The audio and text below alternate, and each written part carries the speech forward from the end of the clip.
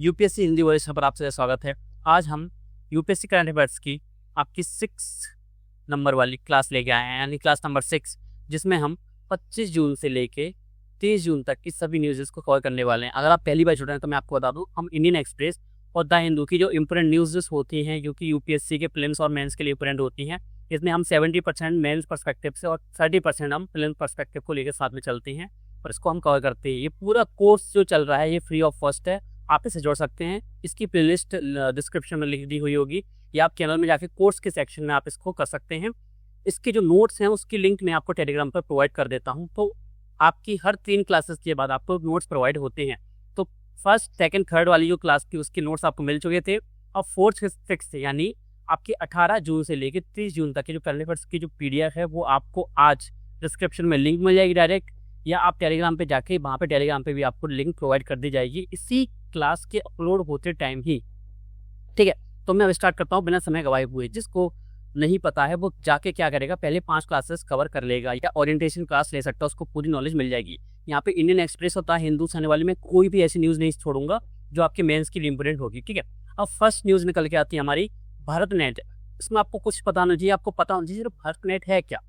ठीक है, और एक डेटा है वो आपको पता होना चाहिए। यहाँ पे यूज़ कैसे करोगे वो मैं आपको बताता हूँ। भारत नेट है कुछ नहीं, ये इनिशिएटिव है गवर्नमेंट का, इंडियन गवर्नमेंट का। क्या करते हैं, यहाँ पे हम गाँव को जोड़ते हैं, किसके लिए, इंटरनेट से जोड़ते हैं, यानी हम फ्री वाईफाई सुविधा देते हैं गवर्नमेंट के थ्रू, किसको, गाँव को। ठीक है, जैसे क्या हो, भारत नेट क्या है, भारत सरकार की फ्लैगशिप ग्रामीण ब्रॉडबैंड परियोजना है। ठीक है, इसमें क्या करता है, हाई स्पीड ब्रॉडबैंड पहुँचाते हैं हम। अब इससे होता क्या है, इंटरनेट से जो फायदे होते हैं वही भारत नेट के क्या है, उद्देश्य हैं, वही इसके फायदे हैं। सिंपल सा, इंटरनेट पहुंचेगा तो ऑनलाइन क्लासेस खुल सकती हैं। स्टार्टअप्स होते हैं जो कि इंटरनेट बेस्ड होते हैं, जैसे कोडिंग है, और भी कई स्टार्टअप्स हैं, ऐप्स बनाना है, और कई सारे स्टार्टअप्स बिजनेस हैं, वो इससे चलते हैं। बिना इंटरनेट के आज कुछ होता भी नहीं। हम भी अभी जो आपस में बातचीत कर रहे हैं ये भी इंटरनेट के थ्रू ही हो रहा है। अगर इंटरनेट नहीं होता तो ये संभव ही नहीं होता है कि मैं आपको क्लासेस ऐसे दे सकता। ठीक है, इसका कार्यान्वयन कौन करता है ये आपको पता होना चाहिए। इसका कार्यान्वयन करता है डिपार्टमेंट ऑफ टेलीकम्युनिकेशंस एवं BSNL, और इसको BBNL भी बोलते हैं। BSNL में किसका विलय हो चुका है, BBNL का विलय हो चुका है। अब चुनौतियां क्या हैं, सिंपल चुनौतियां जो कि होनी चाहिए। आप अपने माइंड में आंखें बंद करके सोचो कि ब्रॉडबैंड जो योजना लाई गई है भारत के गाँव को जोड़ने, इंटरनेट से जोड़ने के लिए, उसमें चुनौतियाँ क्या क्या आ सकती हैं। सबसे प्रमुख है भ्रष्टाचार। ठीक है, वंचित गांव, अभी तक कुछ पहुंचा ही नहीं है, और सारी चीज़ें जो चुनौतियां हैं बाकी में यहाँ पे लिख दिया है, कोई लिख दी है ये। बस आपको डेटा है वो क्या पता होना चाहिए। अगर क्वेश्चन आएगा कि डिजिटल अवसंरचना में समस्या इस समय क्या आ रही है, ठीक है, तो आप लिखोगे भारत नेट जो योजना स्टार्ट की गई, क्या स्टार्ट की, भारत नेट योजना जो स्टार्ट की गई भारत सरकार के द्वारा, इसमें क्या देखने को मिला हमको कि वाईफाई कनेक्शन हमने 18 लाख लगाए, लेकिन उसमें से सिर्फ वाईफाई काम कितने कर रहे हैं, वो कर रहे हैं आपके 8.01 लाख, यानी लगभग 45% वाईफाई काम कर रहे हैं। बाकी 55% काम करना बंद कर चुके हैं या उन्होंने काम करना शुरू ही नहीं किया था। यानी ये भ्रष्टाचार भी है, ये हमारी नाकामी भी है। तो चुनौती ये है, और आपको ये डेटा पता होना चाहिए। भारत नेट से डायरेक्ट क्वेश्चन नहीं भी बना तो कोई प्रॉब्लम नहीं है। अगर डिजिटल इंफ्रास्ट्रक्चर से रिलेटेड चुनौतियाँ आएंगी, प्रॉब्लम आएंगी, समस्या आएंगी, कुछ भी आपसे पूछे कि डिजिटल समावेशन, अब डिजिटल समावेशन में गांव बहुत पीछे हैं। जो पीछे उदाहरण दोगे आप कि भारत नेट योजना के तहत भी अभी जो इसने 18 लाख लगाए गए, तो उसमें से सिर्फ 45%, ये 18 लाख मत बुलाओ, इतना याद नहीं होगा डेटा, क्योंकि मेंस तक जब आप एग्जाम दोगे तब तक डेटा बहुत हो चुका होगा। तो आप लोगों को सिर्फ स्थापित वाईफाई में सिर्फ 45% ही काम कर रहे हैं, या इसको ऐसे लगते हुए लिखोगे 55% असक्रिय हैं, बंद हैं। ठीक है, अब ये आपका एक पॉइंट हो गया क्वेश्चन का। डायरेक्ट क्वेश्चन आया है भारत नेट क्या है, तो आप लिख लोगे, क्योंकि आंसर फॉर्म में इसको मैंने दिया है और आपको मैंने बता दिया कि यूज़ कैसे करोगे। अब डिजिटलाइजेशन से रिलेटेड कहीं भी प्रॉब्लम आए लिख देना, डिजिटल समावेशन ना होना भारत में। डिजिटल समावेशन क्यों नहीं है, इसमें गाँव का एग्जाम्पल देना। गाँव के लिए हमारे पास डेटा है ये वाला। फिल्म्स के लिए एक इंपोर्टेंट टाइगर रिजर्व देखने को मिला था मुझे इंडियन एक्सप्रेस में, तो वो आया था उड़ीसा के मयूरभंज डिस्ट्रिक्ट में। कौन सा है, सिमलीपाल टाइगर रिजर्व है। अब इससे रिलेटेड आपको पता है यूपीएससी PYQ पढ़ते रहा करो हमेशा। PYQ क्या होता है, प्रीवियस ईयर क्वेश्चंस, यानी यूपीएससी जो प्रीवियस ईयर क्वेश्चन पूछ रहे हैं, आप DJ सर की बुक ले सकते हो, यानी धर्मेंद्र जागर सर की बुक आप ले सकते हो PYQ। ठीक है, ये कोई स्पॉन्सर वीडियो नहीं है, बहुत अच्छी बुक है, उससे बेस्ट बुक है ही नहीं इस टाइम में, ठीक है। तो पीवाईक्यू बुक अच्छे से पढ़ते रहा करो आप सभी, आपको पता लगेगा कि टाइगर रिजर्व से क्वेश्चन कैसे बनते हैं। तो जैसे आप पीवाईक्यूज पढ़ोगे आपको पता लगेगा, जब आप नोट्स पढ़ोगे फिर आपको नोट्स को पढ़ने का जो तरीका होता है, जो माइंडसेट होता है, वो डेवलप होता है आपका किसके थ्रू, पीवाईक्यूज के थ्रू आपका माइंडसेट डेवलप होता है, ठीक है। तो आपको पता चलेगा, जैसे देखो पीवाईक्यूज पढ़ोगे तो आपको पता लगेगा टाइगर रिजर्व में अगर यूपीएससी क्वेश्चन पूछता है तो क्या पूछेगा, ठीक है। तो आप इसमें से पढ़ लेना, यूनेस्को से कब मिला था इसको, वर्ल्ड नेटवर्क बायोस्फीयर रिजर्व का हिस्सा कब बनाया था, ये 2009 में। प्रमुख वनस्पति क्या है, क्या पूछता है यूपीएससी, बिल्कुल पूछता है। उसकी क्लाइमेट भी पूछता है। प्रमुख जीव कौन कौन सी ये है, ठीक है। प्रमुख नदियां कौन सी है, सबसे इंपोर्टेंट ये है कि बूढ़ा बालंगा और खैरी और देव, ये नदियां हैं इसकी प्रमुख, ठीक है। ये आपको पॉइंट पता होना चाहिए, ये रट लेना सिमली पाल टाइगर रिजर्व को। अगर नोट्स में कुछ एक्शन आपको फैक्ट मिले उनको भी रट लेना हो। अब एक एडिटोरियल था, डायरेक्ट क्वेश्चंस तो नहीं बनेंगे लेकिन अंडरस्टैंडिंग होनी चाहिए कि कैसे कैसे चीज़ें काम करती हैं, ठीक है। क्लाइमेट पे था और फॉरेस्ट पर था, ठीक है। उसकी हेडिंग क्या थी कि हाथियों का संरक्षण एलिफेंट कंजर्वेशन से क्या होता है, आपकी फॉरेस्ट कार्बन स्टोरेज बढ़ता है। और फॉरेन कार्बन स्टोरेज क्या होता है, क्योंकि एलिफेंट कंजर्वेशन आप समझ गए होंगे कि हाथियों का हम संरक्षण कर रहे हैं। फॉरेस्ट कार्बन संरक्षण मतलब होता है, आपको पता होगा कि पेड़ क्या करते हैं, CO2 लेते हैं और O2 छोड़ते हैं, ठीक है। अब इसमें होता क्या है, तो अगर पेड़ ज्यादा होंगे तो CO2 जो वायुमंडल में उसको वो कम करेंगे, यानी खुद भंडारण कर लेंगे उसका, ठीक है। पेड़ ये काम करते हैं, ठीक है। अब तो हाथी हैं वो कैसे वनों की कार्बन भंडारण क्षमता को बढ़ाते हैं, ये क्या हुआ था, एक अध्ययन किया गया, एक रिसर्च की गई। एशियन एलिफेंट का संरक्षण केवल जैव विविधता के लिए नहीं बल्कि फॉरेस्ट कार्बन स्टोरेज के लिए भी इम्पोर्टेंट है। तो समझिए कि कार्बन को कैसे कम करता है, ठीक है, या स्थिरीकरण करता है। यहाँ पे एक चीज है कार्बन स्टेबलाइजेशन, स्थिरीकरण और क्लाइमेट चेंज मिटिगेशन। मैंने आपको लास्ट क्लास में सिखाया भी था कि समन में अंतर होता है और अनुकूलन में डिफरेंस होता है, ठीक है।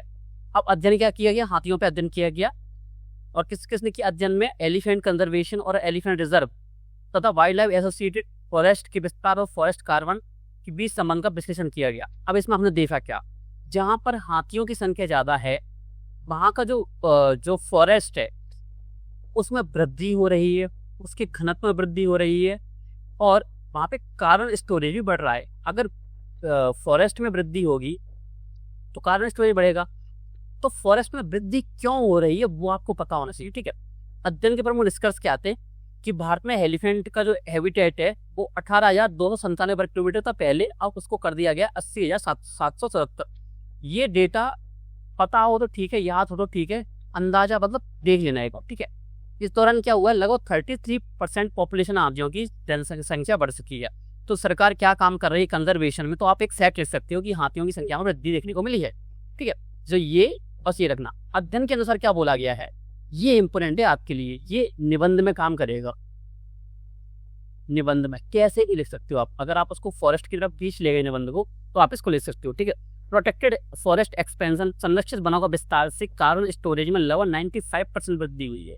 सोचो 95% वृद्धि हो गई किससे, प्रोटेक्टेड जो फॉरेस्ट है उसके एक्सपेंशन से, यानी जो पहले से उपस्थित जो वन थे उनके संरक्षण से अगर हम उनका संरक्षण करें और उनका विस्तार करें वनों का, तो क्या होता है, कार्बन भंडारण कम होता है। जो हम कार्बन उत्सर्जन कर रहे हैं फैक्ट्रीज वगैरह से, उसको हम कम कर सकते हैं उसके थ्रू। अब देखो, हाथी से बात वनों के संरक्षण और वनों के संरक्षण से लेके कार्बन स्थिरीकरण या कार्बन स्थिरीकरण या कार्बन क्या बोला उसने स्टोरेज, कार्बन भंडारण तक बात कैसे पहुंची, तो वो पहुंची हाथी कैसे इंपोर्टेंट है इसके लिए। देखो हाथी क्या क्या ऐसे काम करते हैं जिसके थ्रू ये काम हो रहा है। हाथी बीज का प्रसार करते हैं, यानी बीज को एक जगह से लेके दूसरी जगह तक ले जाते हैं। जैसे वो इनटेक करते हैं किसी, मान लो उन्होंने कहीं पर एक कुछ खाया, उस जो पौधा खाया, पेड़ खाया या कुछ बीज खाए, वो उनके पेट में गए, पेट के थ्रू वो, क्योंकि वो घूमते रहते हैं जगह जगह जगह जगह, फिर वो बाहर निकालेंगे उसको, बाहर जहाँ पर उनका गोबर जाता है, जो डंग जाता है वहाँ पे जो अपशिष्ट पदार्थों को छोड़ते हैं, जो वहाँ गिरता है क्योंकि वो गोबर के साथ मिला हुआ है तो फर्टिलाइज है, तो वहाँ पर वो बीज का प्रसार हो गया, वहाँ पर वो पेड़ उगाएंगे जो बीज वो वहाँ से लेके आए थे। हो सकता है 100 किलोमीटर 200 किलोमीटर दूर से लेके वो आए हों उसको डंग यानी गोबर के माध्यम से मिट्टी को समृद्ध करते हैं। जहाँ पर गोबर करेंगे वहाँ की मिट्टी फर्टाइल हो जाएगी, यानी जो उर्वरकता है उसकी बढ़ जाएगी। जो गाँव से संबंध रखते हैं, क्योंकि हिंदी मीडियम वाले 95% स्टूडेंट्स गाँव से संबंध रखते हैं, उनको ये नॉलेज होगी कि गोबर एक खाद रूप में यूज की जाती है अच्छी तरीके से। और जो ना भी संबंध रखते हैं उन्होंने पढ़ा तो हो गई। घने वनस्पति क्षेत्र में रास्ते बनाते हैं। अब ये रास्ते बनाते हैं घने वनस्पति क्षेत्र, वनों को स्वस्थ बनाने में सहायता करते हैं, दीर्घ काल में कार्बन स्टोरेज बताते हैं। ठीक है, ये इस तरीके से काम करते हैं। ठीक है, क्योंकि हाथी एक बड़ा जानवर है, तो जो अपशिष्ट निकलेगा वो बहुत ज्यादा निकलेगा, यानी ज्यादा भूमि को उर्वरक और जो उपजाऊ बनाता है। अब और इम्पोर्टेंट क्या है, सिर्फ ये अंडरस्टैंडिंग इम्पोर्टेंट थी। अब ज्यादा कुछ इम्पोर्टेंट नहीं, बस थोड़े से फैक्ट देख लो। केवल हाथियों की संख्या बढ़ाना पर्याप्त नहीं। अब हमने फायदा तो देख लिया कि हाथियों के बढ़ने से ये फायदा होता है। यदि एलिफेंट हैबिटेट्स यानी हाथी की जो आवास है, हाथी जहाँ रहते हैं, और वन्यजीव गलियारी का मतलब क्या होता है? गलियारी मतलब जहाँ से एक आवास से लेके दूसरी आवास तक जाने का जो रास्ता होता है, जहाँ पे वो घूमते रहते हैं और हाथी वगैरह, तो उनको बोलते हैं वन्यजीव गलियारी। खंडित विखंडित या खराब प्रबंधन वाले होंगे तो कार्बन संरक्षण के लाभ सीमित होंगे, यानी हमको ये चीजें रोकनी होंगी कि जैसे रोड से निकल गई। अब होता क्या है, आपने देखा होगा मानव और वन्यजीव संघर्ष, ये बहुत इंपॉर्टेंट टॉपिक है, यूपीएससी मेंस में कुछ क्वेश्चन पूछा गया है। यानी अगर आप बीच रोड फॉरेस्ट में से अगर निकाल दोगे, रोड निकाल दोगे, तो आपने बहुत सारी वीडियोस देखी होगी कि हाथी यहाँ से निकल रहे हैं, टाइगर निकल रहे हैं, हिरन निकल रहे हैं। कभी कभी हाथियों ने हमला भी किया जो जहाँ से निकलने वाले जो ट्रक्स हैं, लोग हैं, उन पर। क्यों किया है? क्योंकि उनका सड़क उनकी पहले से है, वो हमने बाद में वहां पे खुद की सड़क बना ली है। ठीक है, अब ये गणना है, ये पुरानी 2021 की है, इसको छोड़ देना। ठीक है, इसको मत पढ़ना, डेटा नया वाला देखना। अन्य पारिस्थितिकी तंत्रों से तुलना क्या करेंगे? अफ्रीकी सवाना में भी बड़े शाकाहारी जीव विशाल शाकाहारी वनस्पति प्रबंधन द्वारा 20 से 30% वनस्पति कारण भंडार बढ़ाते हैं। जैसे कि हाथी है, हमारे यहाँ हाथी है, इतना बड़ा जीव कोई नहीं है आसपास, लेकिन अगर आप अफ्रीका जाओगे, सवाना ग्रासलैंड वगैरह में जाओगे, तो वहाँ पे जिराफ भी है। ठीक है, ये जेब्रा आपने सुना होगा। ठीक है, ये है, वहाँ पे शेर भी बहुत ज़्यादा है, अफ्रीकी शेर। और अफ्रीकी शेर और एशियाटिक्स जो लॉइन है उसमें डिफरेंस होता है, ये आपको पता होना चाहिए। क्या डिफरेंस होता है? कभी स्टैटिक पढ़ाऊंगा एनवायरमेंट का, तब मैं बताऊंगा। अब नीति संबंधी सुझाव क्या है? REDD फ्रेमवर्क बनाया है। ये क्वेश्चन यूपीएससी प्रीलिम्स 26 में भी पूछा गया। अब REDD होता क्या है? ये होता है डिग्रेडेशन, और ये होता है डिफॉरेस्टेशन। डिग्रेडेशन कम करना, डिफॉरेस्टेशन को भी कम करना, दोनों में डिफरेंस होता है। नाम से आपको पता लग गया होगा। तो दोनों का मतलब है कि हम कोई ऐसा फ्रेमवर्क बनाते हैं कि हम दोनों पे हमला करें। देखो, वनों का कटना या पेड़ों का कटना एक कारण है कि वनों की घनत्व है। जैसे ये एरिया यहाँ पे 1 लाख पेड़ थे, हमने 20 जो हजार है वो पेड़ काट दी, तो क्या होगा? वनों का जो घनत्व है वो कम होगा। बेसिक है। ठीक है, ये हो गया, आपने क्या किया? ये डिफॉरेस्टेशन किया। अब और ये क्या है? डिग्रेडेशन यानी उसका क्षरण होना। क्षरण तो मतलब ये नहीं होता कि सिर्फ पेड़ काटना। पेड़ काटोगे तो ये एक सिंगल फैक्टर है डिग्रेडेशन का, यानी जो डिफॉरेस्टेशन है वो सिर्फ एक फैक्टर है किसका? डिग्रेडेशन का। वन तो किसी भी प्रकार से कम हो सकते हैं, जैसे कि वनों में हमने पेड़ नहीं काटे, लेकिन हमने उसके आसपास फैक्ट्रीज ओपन कर दी। फैक्ट्रीज ओपन होने से वहां के जो वन्य जीव है वो वहां से दूर भाग गए। तो जो काम ये हाथी बढ़ावा दे रहे थे वनों हो, वो बढ़ावा नहीं मिल रहा, तो वहां से जो उपजाऊ भूमि हो रही थी वो कम होगी, पेड़ कम लगेंगे, तो डिफॉरेस्टेशन इनडायरेक्टली हो जाएगा। तो ये एक फैक्टर है डिफॉरेस्टेशन। डिग्रेडेशन एक संपूर्ण कॉन्सेप्ट को कहते हैं कि वनों का घनत्व कम हो रहा है। तो 2 इंपोर्टेंट कीवर्ड्स हैं, इन कीवर्ड्स को लिख लेना। एक चीज रुकना, आज आपको जो पीडीएफ मिलेगा उसके साथ मैं आपको दूंगा एक अलग से पीडीएफ जिसमें सिर्फ कीवर्ड्स लिखे हुए, क्योंकि इस बार कीवर्ड्स बहुत ज्यादा हो गए थे और उन कीवर्ड्स को रट लेना। मैंने सिर्फ कीवर्ड्स के नाम लिखे, डेफिनेशन वगैरह कुछ नहीं लिखी। अगर आप बोलोगे आज कमेंट सेक्शन में लिख देना, मैं सभी कीवर्ड्स की, अगर नहीं लिखोगे आप कर सकती हो तो कर लेना, उन सभी की डेफिनेशन अलग से लिख लेना खुद से, जहाँ से लिख सको। वरना क्या करोगे आप, मैं सभी की डेफिनेशन और एग्जाम्पल उसमें साथ में लिख के दूंगा। वो कीवर्ड्स आपको रटना है, क्योंकि मेंस में आपको +20 मार्क्स वही दिलाएंगे। और 20 मार्क्स का मतलब पता क्या होता है? 100 से लेके 200 रैंक ऊपर चला जाना या नीचे आ जाना। ठीक है। अगर आपकी रैंक आ रही होगी 316, तो 316 से लेके आपका सफ़र 116 तक कैसे पहुंचेगा, वो ये 20 मार्क्स डिसाइड करते हैं, सॉरी, ठीक है। तो आपको ये पता होना चाहिए। तो दो चीज़ों में डिफरेंस आपको पता लगा कि डिग्रेडेशन क्या होता है, वनों का क्षरण क्या होता है, और वनों की कटाई क्या होती है, डिग्रेडेशन और डिफॉरेस्टेशन। आर का मतलब क्या होता है, आर ही का मतलब होता है रेड्यूस करना, यानी कम करना। कम करना, हम डिग्रेडेशन को भी कम करेंगे, हम डिफॉरेस्टेशन को भी कम करेंगे। अब ईयू का carbon water manage adjustment mechanism आपको पढ़ा चुका हूँ, होता क्या है, जो पहली बार पढ़ रहा हूँ को मैं बता दूँ बेसिकली आइडिया क्या है इसका, आपको लास्ट क्लास लेना पड़ेगा, उसमें मैंने अच्छी तरीके से समझाया, अभी मैं शॉर्ट में समझाऊंगा। जैसे जो यूरोपियन यूनियन है, यानी जो संघ है, उसने क्या किया है, जो यूरोप के जो ज़्यादातर देश में उन्होंने एक संघ बनाया यूरोपियन यूनियन। उन्होंने क्या बोला है, बाहर से जो आने वाले कुछ भी निर्यात हो रहा है, हम कोई सामान ला रहे हैं बाहर से, उस सामान को बनाने में जितना कार्बन उत्सर्जन किया होगा उस फैक्ट्री ने, तो हम उसी अकॉर्डिंग उस पर टैक्स लगाएंगे। अगर यानी जैसे हमने कोई चीज़ उनको बेची, यानी हम उसको निर्यात कर रहे हैं, और जो यूरोप वाले देश है उसको आयात कर रहे हैं। जैसे हमने उनको स्टील सप्लाई की, स्टील बनाने में अगर हमने ज़्यादा क्या किया, कार्बन का उत्सर्जन किया, तो हमारे जो उत्पाद है उसके ऊपर वो ज़्यादा टैक्स लगाएंगे। और अगर इस पर कार्बन उत्सर्जन कम हुआ है तो उस पर वो टैक्स कम लगाएंगे, यानी मैकेनिज्म इस तरीके से चलता है। ये है मैंने शॉर्ट फॉर्म। CBAM क्या है मैंने आपको बता दिया। अब भारत सरकार इसमें कर क्या रही है, और मैंने मैंने प्रीवियस क्लास में ये पढ़ाया हुआ है कि प्रॉब्लम्स क्या थी, लेकिन यहाँ पे भारत सरकार की प्रस्तावित योजना क्या है।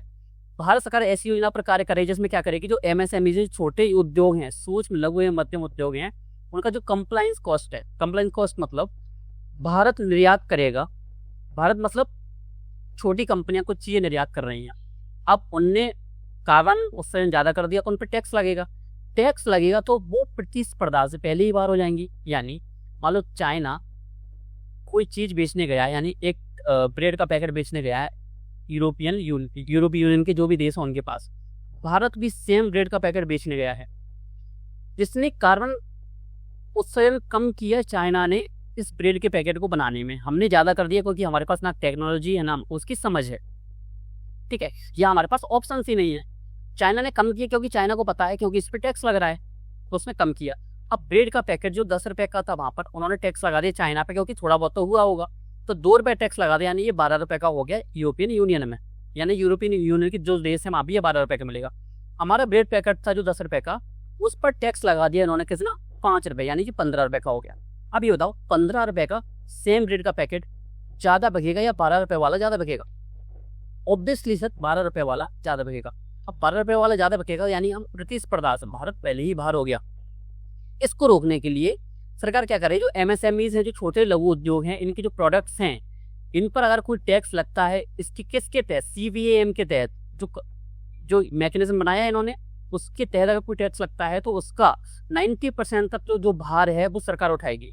यानी इन्होंने टैक्स लगाया इतना, ठीक है, और उसकी रेट उतनी ही बनी रहे तो कितना मान लो नुकसान आ गया। जैसे इन्होंने कितना लगाया, इसमें 5 रुपये लगाती है, तो इसमें से जो 3 रुपये एक्स्ट्रा आते हैं वो 3 रुपये सरकार बोलेगी कि हम देंगे इसको, यूरोपियन यूनियन जो देश है, कंट्रीज, उसको टैक्स हम देंगे, 12 रुपये में ही आप बेचो इसको, ठीक है, 12 रुपये में बेचो, 3 रुपये हम अलग से दे रहे हैं, ठीक है।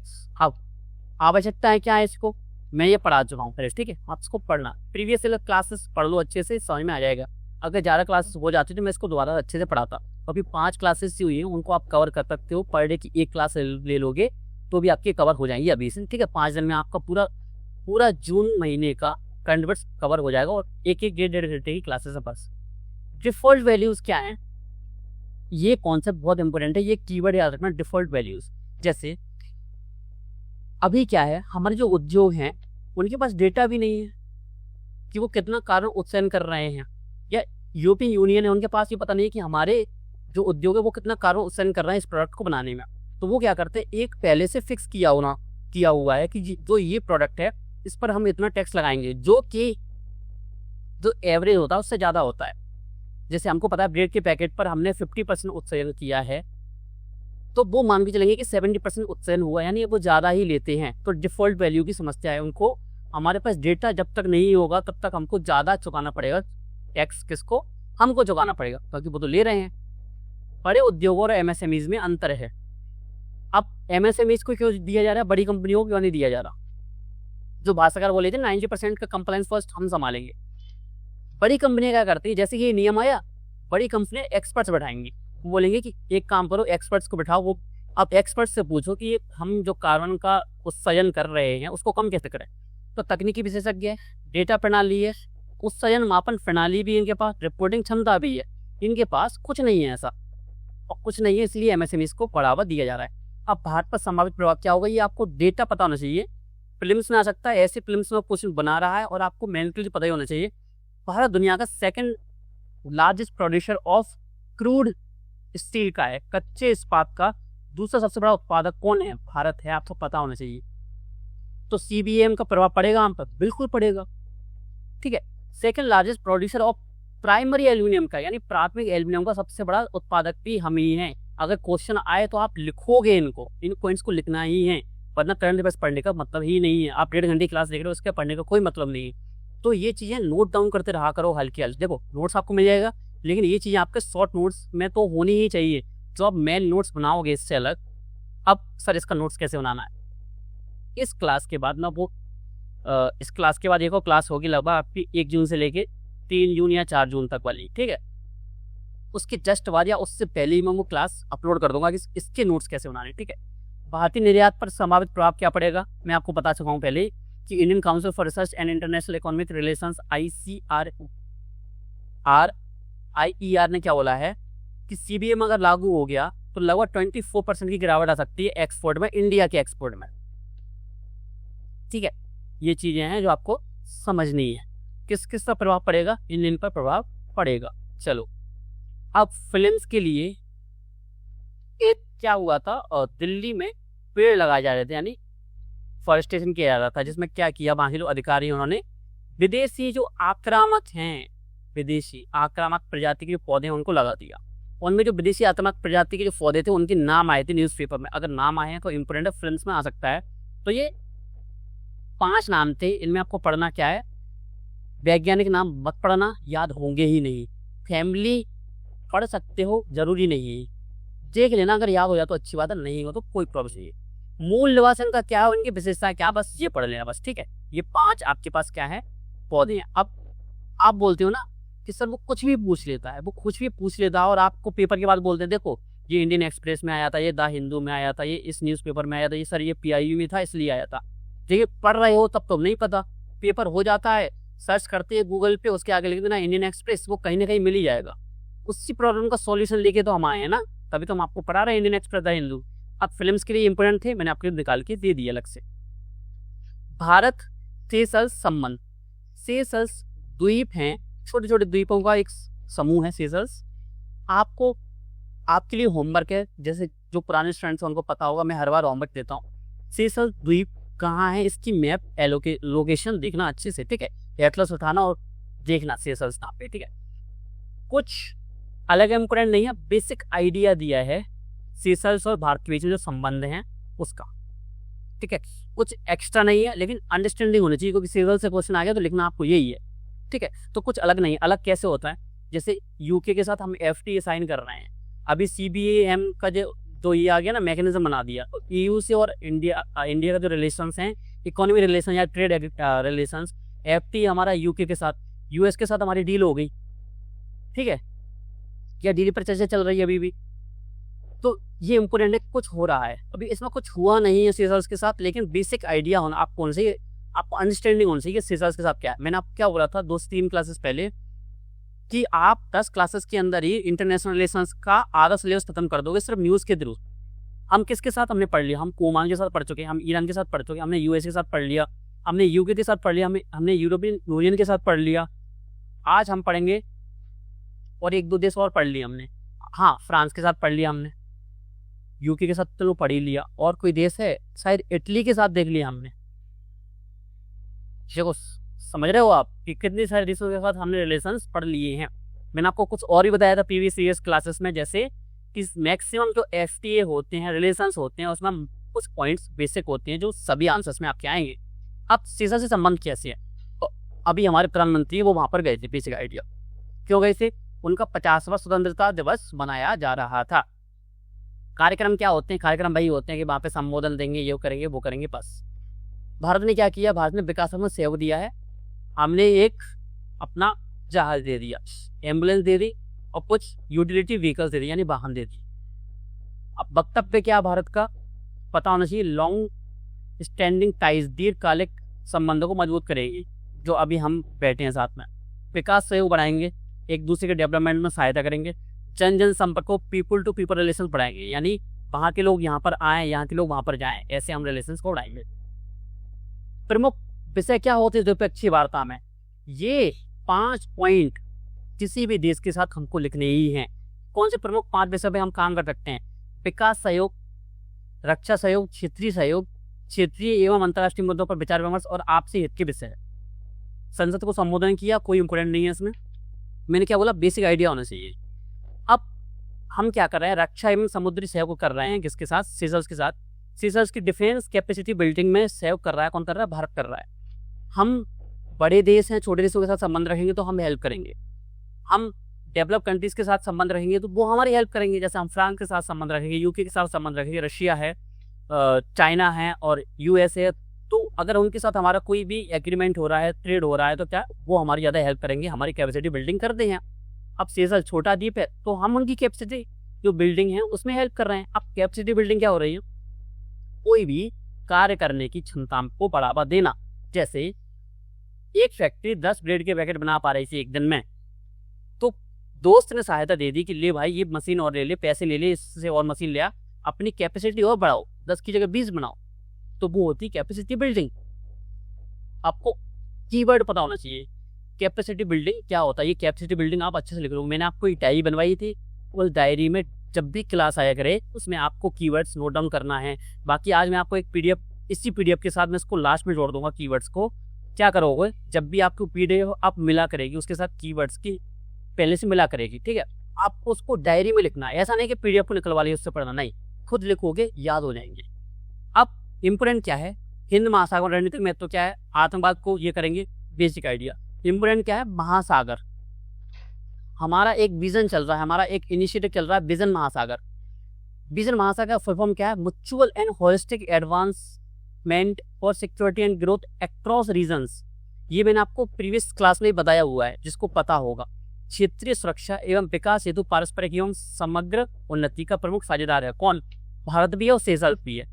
इंडो पैसिफिक यानी हिंद प्रशांत में भूमिका हमारी है, बेसिक आइडिया। ये ज़्यादा इंपॉर्टेंट को, ठीक है, पढ़ लेना, बस बेसिक आइडिया पता होना चाहिए। लेकिन इंपॉर्टेंट आपके लिए पता क्या होना चाहिए, सेशल्स में 6000 इंडियन मूल के लोग रहते हैं, जो पहले इंडिया में रहते, मतलब जिनके पूर्वज इंडियन थे, ठीक है। किसमें काम करते हैं एनआरआई लोग, कंस्ट्रक्शन में और प्रोफेशनल सर्विसेज में काम करते हैं। तो देखो, अब सर आपने तो वैसे इसको निकाल दिया, मैंने जो इंपॉर्टेंट था वो मैंने आपको बता दिया। मैंने क्या बोला, सभी देशों के साथ जो रिलेशंस होते हैं उसमें कुछ पॉइंट्स होते हैं वो बेसिक होते हैं। तो ये आपको प्रीवियस ईयर क्लासेस में मैंने जितने भी कंट्रीज पढ़ाया उसमें ये बेसिक को आया ही होगा। लेकिन ऐसा नहीं कि आपको छोड़ना है, मैं तो पढ़ा रहा हूँ, इसलिए मैंने बोल दिया कि इसको पढ़ लेना था, लेकिन आपको पढ़ना तो है।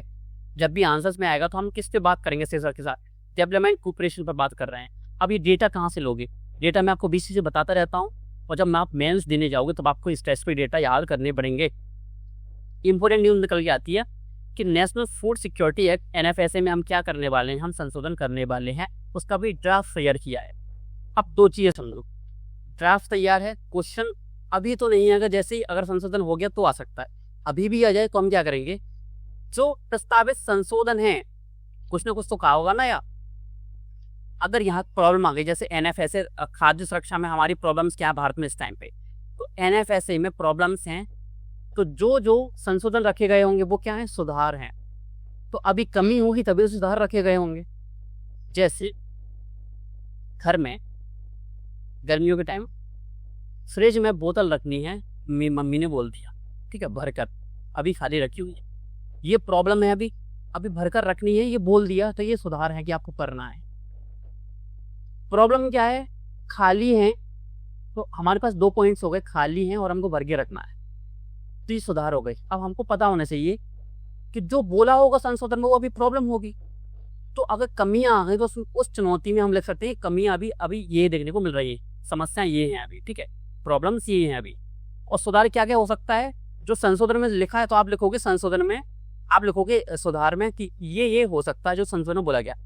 अब सर आपने इतनी बात कर ली, अब संशोधन है क्या वो बताता हूँ। संशोधन में प्रस्तावित किया गया है कि सेक्शन 3 में चेंजेस किए गए हैं। अभी क्या होगा, अंत्योदय अन्न योजना का जो आय का कार्ड होता है, राशन कार्ड होता है, प्रत्येक प्राप्त व्यक्ति को क्या मिलते हैं, 7 किलो का फूड ग्रेन मिलता है, 7 किलोग्राम मिलता है, जिसमें प्रति माह मिलता है। प्रति परिवार अधिकतम सीमा 35 किलोग्राम होगी, यानी 7 किलो मिलेगा आपको, 7 kg मिलेगा पर पर्सन। लेकिन अगर ज़्यादा लोग होंगे तो भी आपको 35 किलो मिलेगा, यानी 35 kg, इससे ज़्यादा नहीं मिलेगा। ऐसा नहीं होगा कि 10 लोग हैं तो आपको 70 kg मिल जाएगा, नहीं, मिलेगा आपको 35 किलो मैक्सिमम। लेकिन कम लोग होंगे, यानी इससे 2 लोग हैं फैमिली में, तो सब सिर्फ आपको 14 kg मिलेगा। वर्तमान में व्यवस्था क्या है, वर्तमान में क्या होता है, हर एक परिवार को, भले 3 सदस्य हो, 4 सदस्य हो, 5 हो, 1 हो, 2, सभी को 35 किलो मिलता है। अब इससे होता है कि असमानता होती है। किसी परिवार में 2 लोग हैं, उनको 35 kg मिल रहा है, यानी पर पर्सन है वो कितना मिल रहा है, 17.5 किलो के आसपास। किसी फैमिली में कितने लोग हैं, 7 लोग हैं मान लो, तो उनको सिर्फ 5 kg मिल रहा है पर पर्सन। ये डिफरेंस है जो असमानता है, इसको हटाना है, ठीक है। तो ये समस्या है अभी, तो समस्या आपके सामने, आपके पास समस्या के लिए पॉइंट है, क्या सुधार किया जा सकता है, ये आपके पास है। एनएफएसए में क्या होने वाला है वो आपको पता है। एक ही पॉइंट को हम 4 से 5 जगह यूज कर सकते हैं आंसर्स में, वो आपको मैं सिखा रहा हूँ। 5 क्लासेस मैंने आपको बहुत कुछ सिखाया। आज कमेंट करना जो क्लासेस लेंगे और जो ले रहे हैं, मैं सभी को देखता हूँ, सभी कमेंट्स देखता हूँ, सभी के मैं आंसर देता हूँ। अगर आप कुछ पूछते हैं तो आपको बताओ, मैं आंसर देता हूँ सभी को। किस किस की अंडरस्टैंडिंग बन रही है, सिर्फ अंडरस्टैंडिंग लिख देना बस, ठीक है। अंडरस्टैंडिंग वर्ड लिख देना कमेंट सेक्शन में, मुझे समझ में आ जाएगा कि किस क्वेश्चन का आपने आंसर दिया है।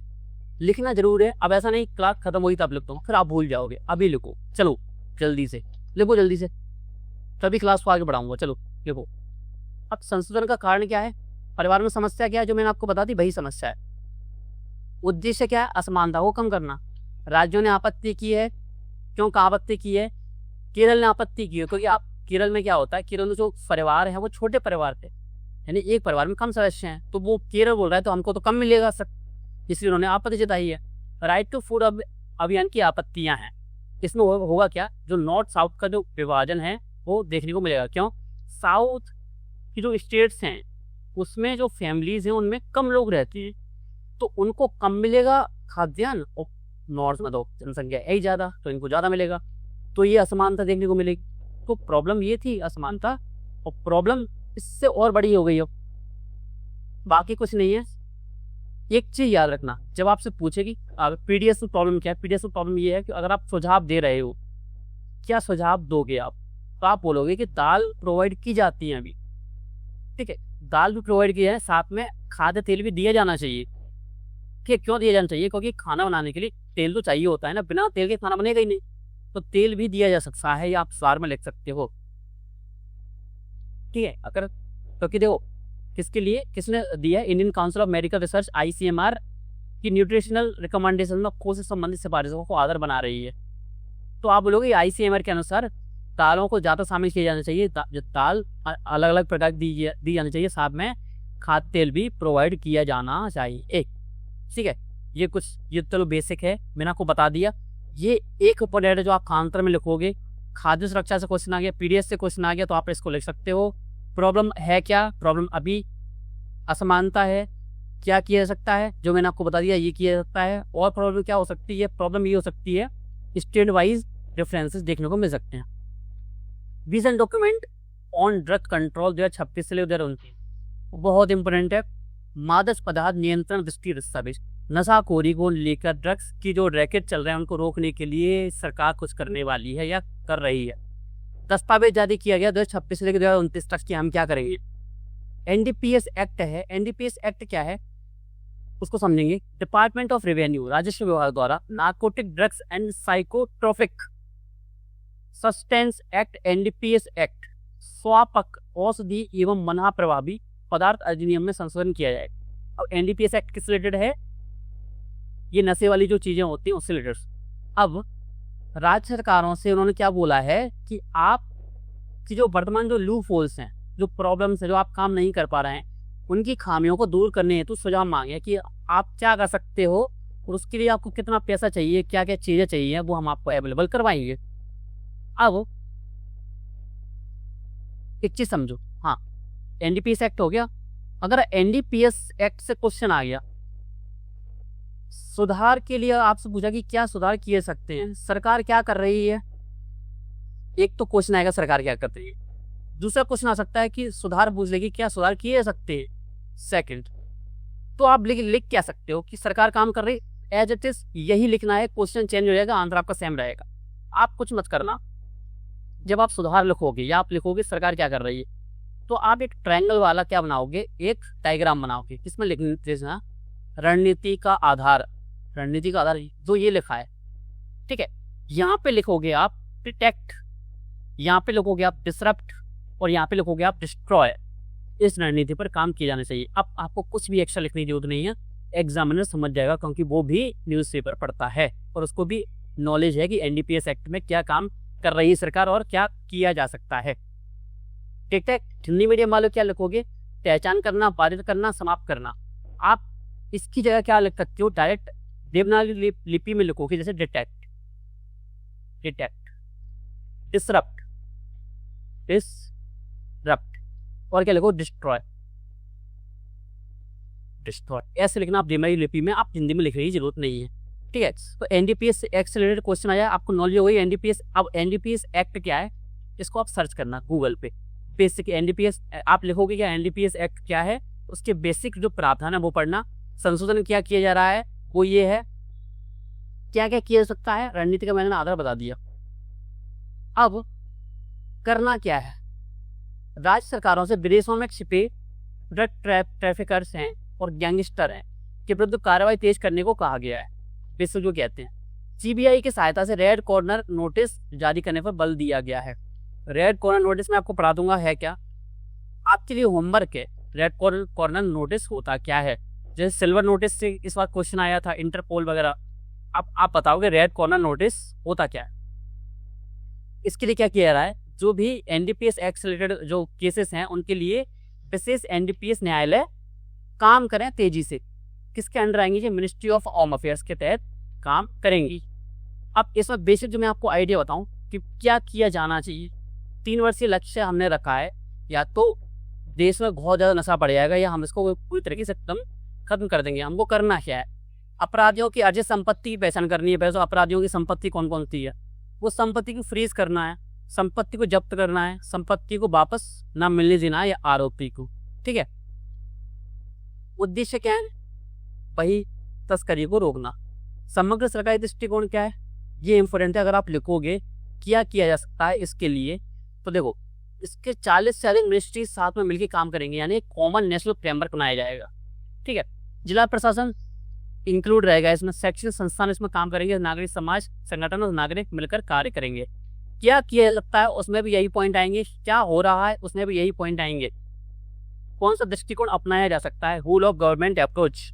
आपकी डेफिनेशन क्या होगी, समग्र सरकारी दृष्टिकोण को अपनाया जा सकता है, जिसमें अब ये 5 पॉइंट लिख दोगे, आपका आंसर खत्म। और क्या लिख सकते हो, सेकंड पॉइंट लिखोगे जब आप परिवर्तन रणनीति। ये आप जो हेडिंग्स लिखी है ना, ये आपके आंसर्स की हेडिंग है कि आप क्या कर सकते हो मादक जो तस्करी है उसको रोकने के लिए। परिवर्तन रणनीति आपकी हेडिंग है, इन्फोर्समेंट स्ट्रेटजी। इंग्लिश मीडियम वाले ये लिखेंगे, हिंदी मीडियम वाले लिखेंगे परिवर्तन रणनीति। उसमें क्या लिखोगे, व्यक्तिगत वाहकों, यानी एक सिंगल पर्सन को नहीं पकड़ना, आपको पकड़ना पूरे रैकेट को कि चला कौन रहा है। बड़े बड़े जो गैंगस्टर्स हैं, जो ट्रैफिकर्स हैं, बड़े बड़े लेवल्स पर, ठीक है, पूरे नेटवर्क को आपको पकड़ना है। एआई आधारित रोकथाम आपको लगाना पड़ेगी, यानी एआई बेस्ड ड्रग्स क्या इंटरडिक्शन, एआई आधारित रोकथाम आपको लगानी होगी। बस यही पूरा आंसर के पॉइंट्स लिखे हैं। क्वेश्चन आ गया और आप आंसर नहीं लिख पाए, आपकी गलती। मैं पूरे आपको पॉइंट्स निकाल के दे रहा हूँ, आपको बता भी रहा हूँ आपको इसको यूज कैसे करना है। मैं बता भी देता हूँ क्वेश्चन कैसे आ सकता है, क्या लिख सकते हो, इसमें पॉइंट्स क्यों लिखोगे। आपकी अंडरस्टैंडिंग बन रही होगी, अगर आपने 5 क्लास ले ली होंगी आपने, आपको पता होगा कि आपकी अंडरस्टैंडिंग 70 to 80% बूस्ट हुई होगी, हुई है ना। तो जल्दी से, जिन्होंने नहीं लिखा है जल्दी से लिखो अंडरस्टैंडिंग। अब इसी से रिलेटेड एडिटोरियल आया है, NC Myanmar drug production and India border security analysis. दो चीज़ें हैं एडिटोरियल में, दो चीज़ें बताई गई थी। एक तो म्यांमार से जो सीमा है वहाँ से ड्रग्स केसेस बहुत बढ़ रहे हैं, ड्रग तस्करी बढ़ रही है। सेकंड, इंडिया में जो ओवरऑल चल रहा है, पाकिस्तान का जो बॉर्डर है उससे भी, चाइना बॉर्डर है, नेपाल बॉर्डर है, उस सब से लेके क्वेश्चन उत्तर पूर्व से हमेशा क्वेश्चन बनता ही है हर साल। प्रॉब्लम्स क्या चल रहे हैं, समस्याएं क्या उत्तर पूर्व की, तो उसमें आप एक डालोगे ना मादक तस्करी या ड्रग्स तस्करी। ड्रग्स तस्करी चल रही है, क्यों चल रही है, इसमें आप लिखोगे क्या, ड्रग तस्करी में पॉइंट में लिखोगे कि मणिपुर, मिजोरम, नागालैंड प्रथम पंक्ति का दबाव झेल रहे हैं।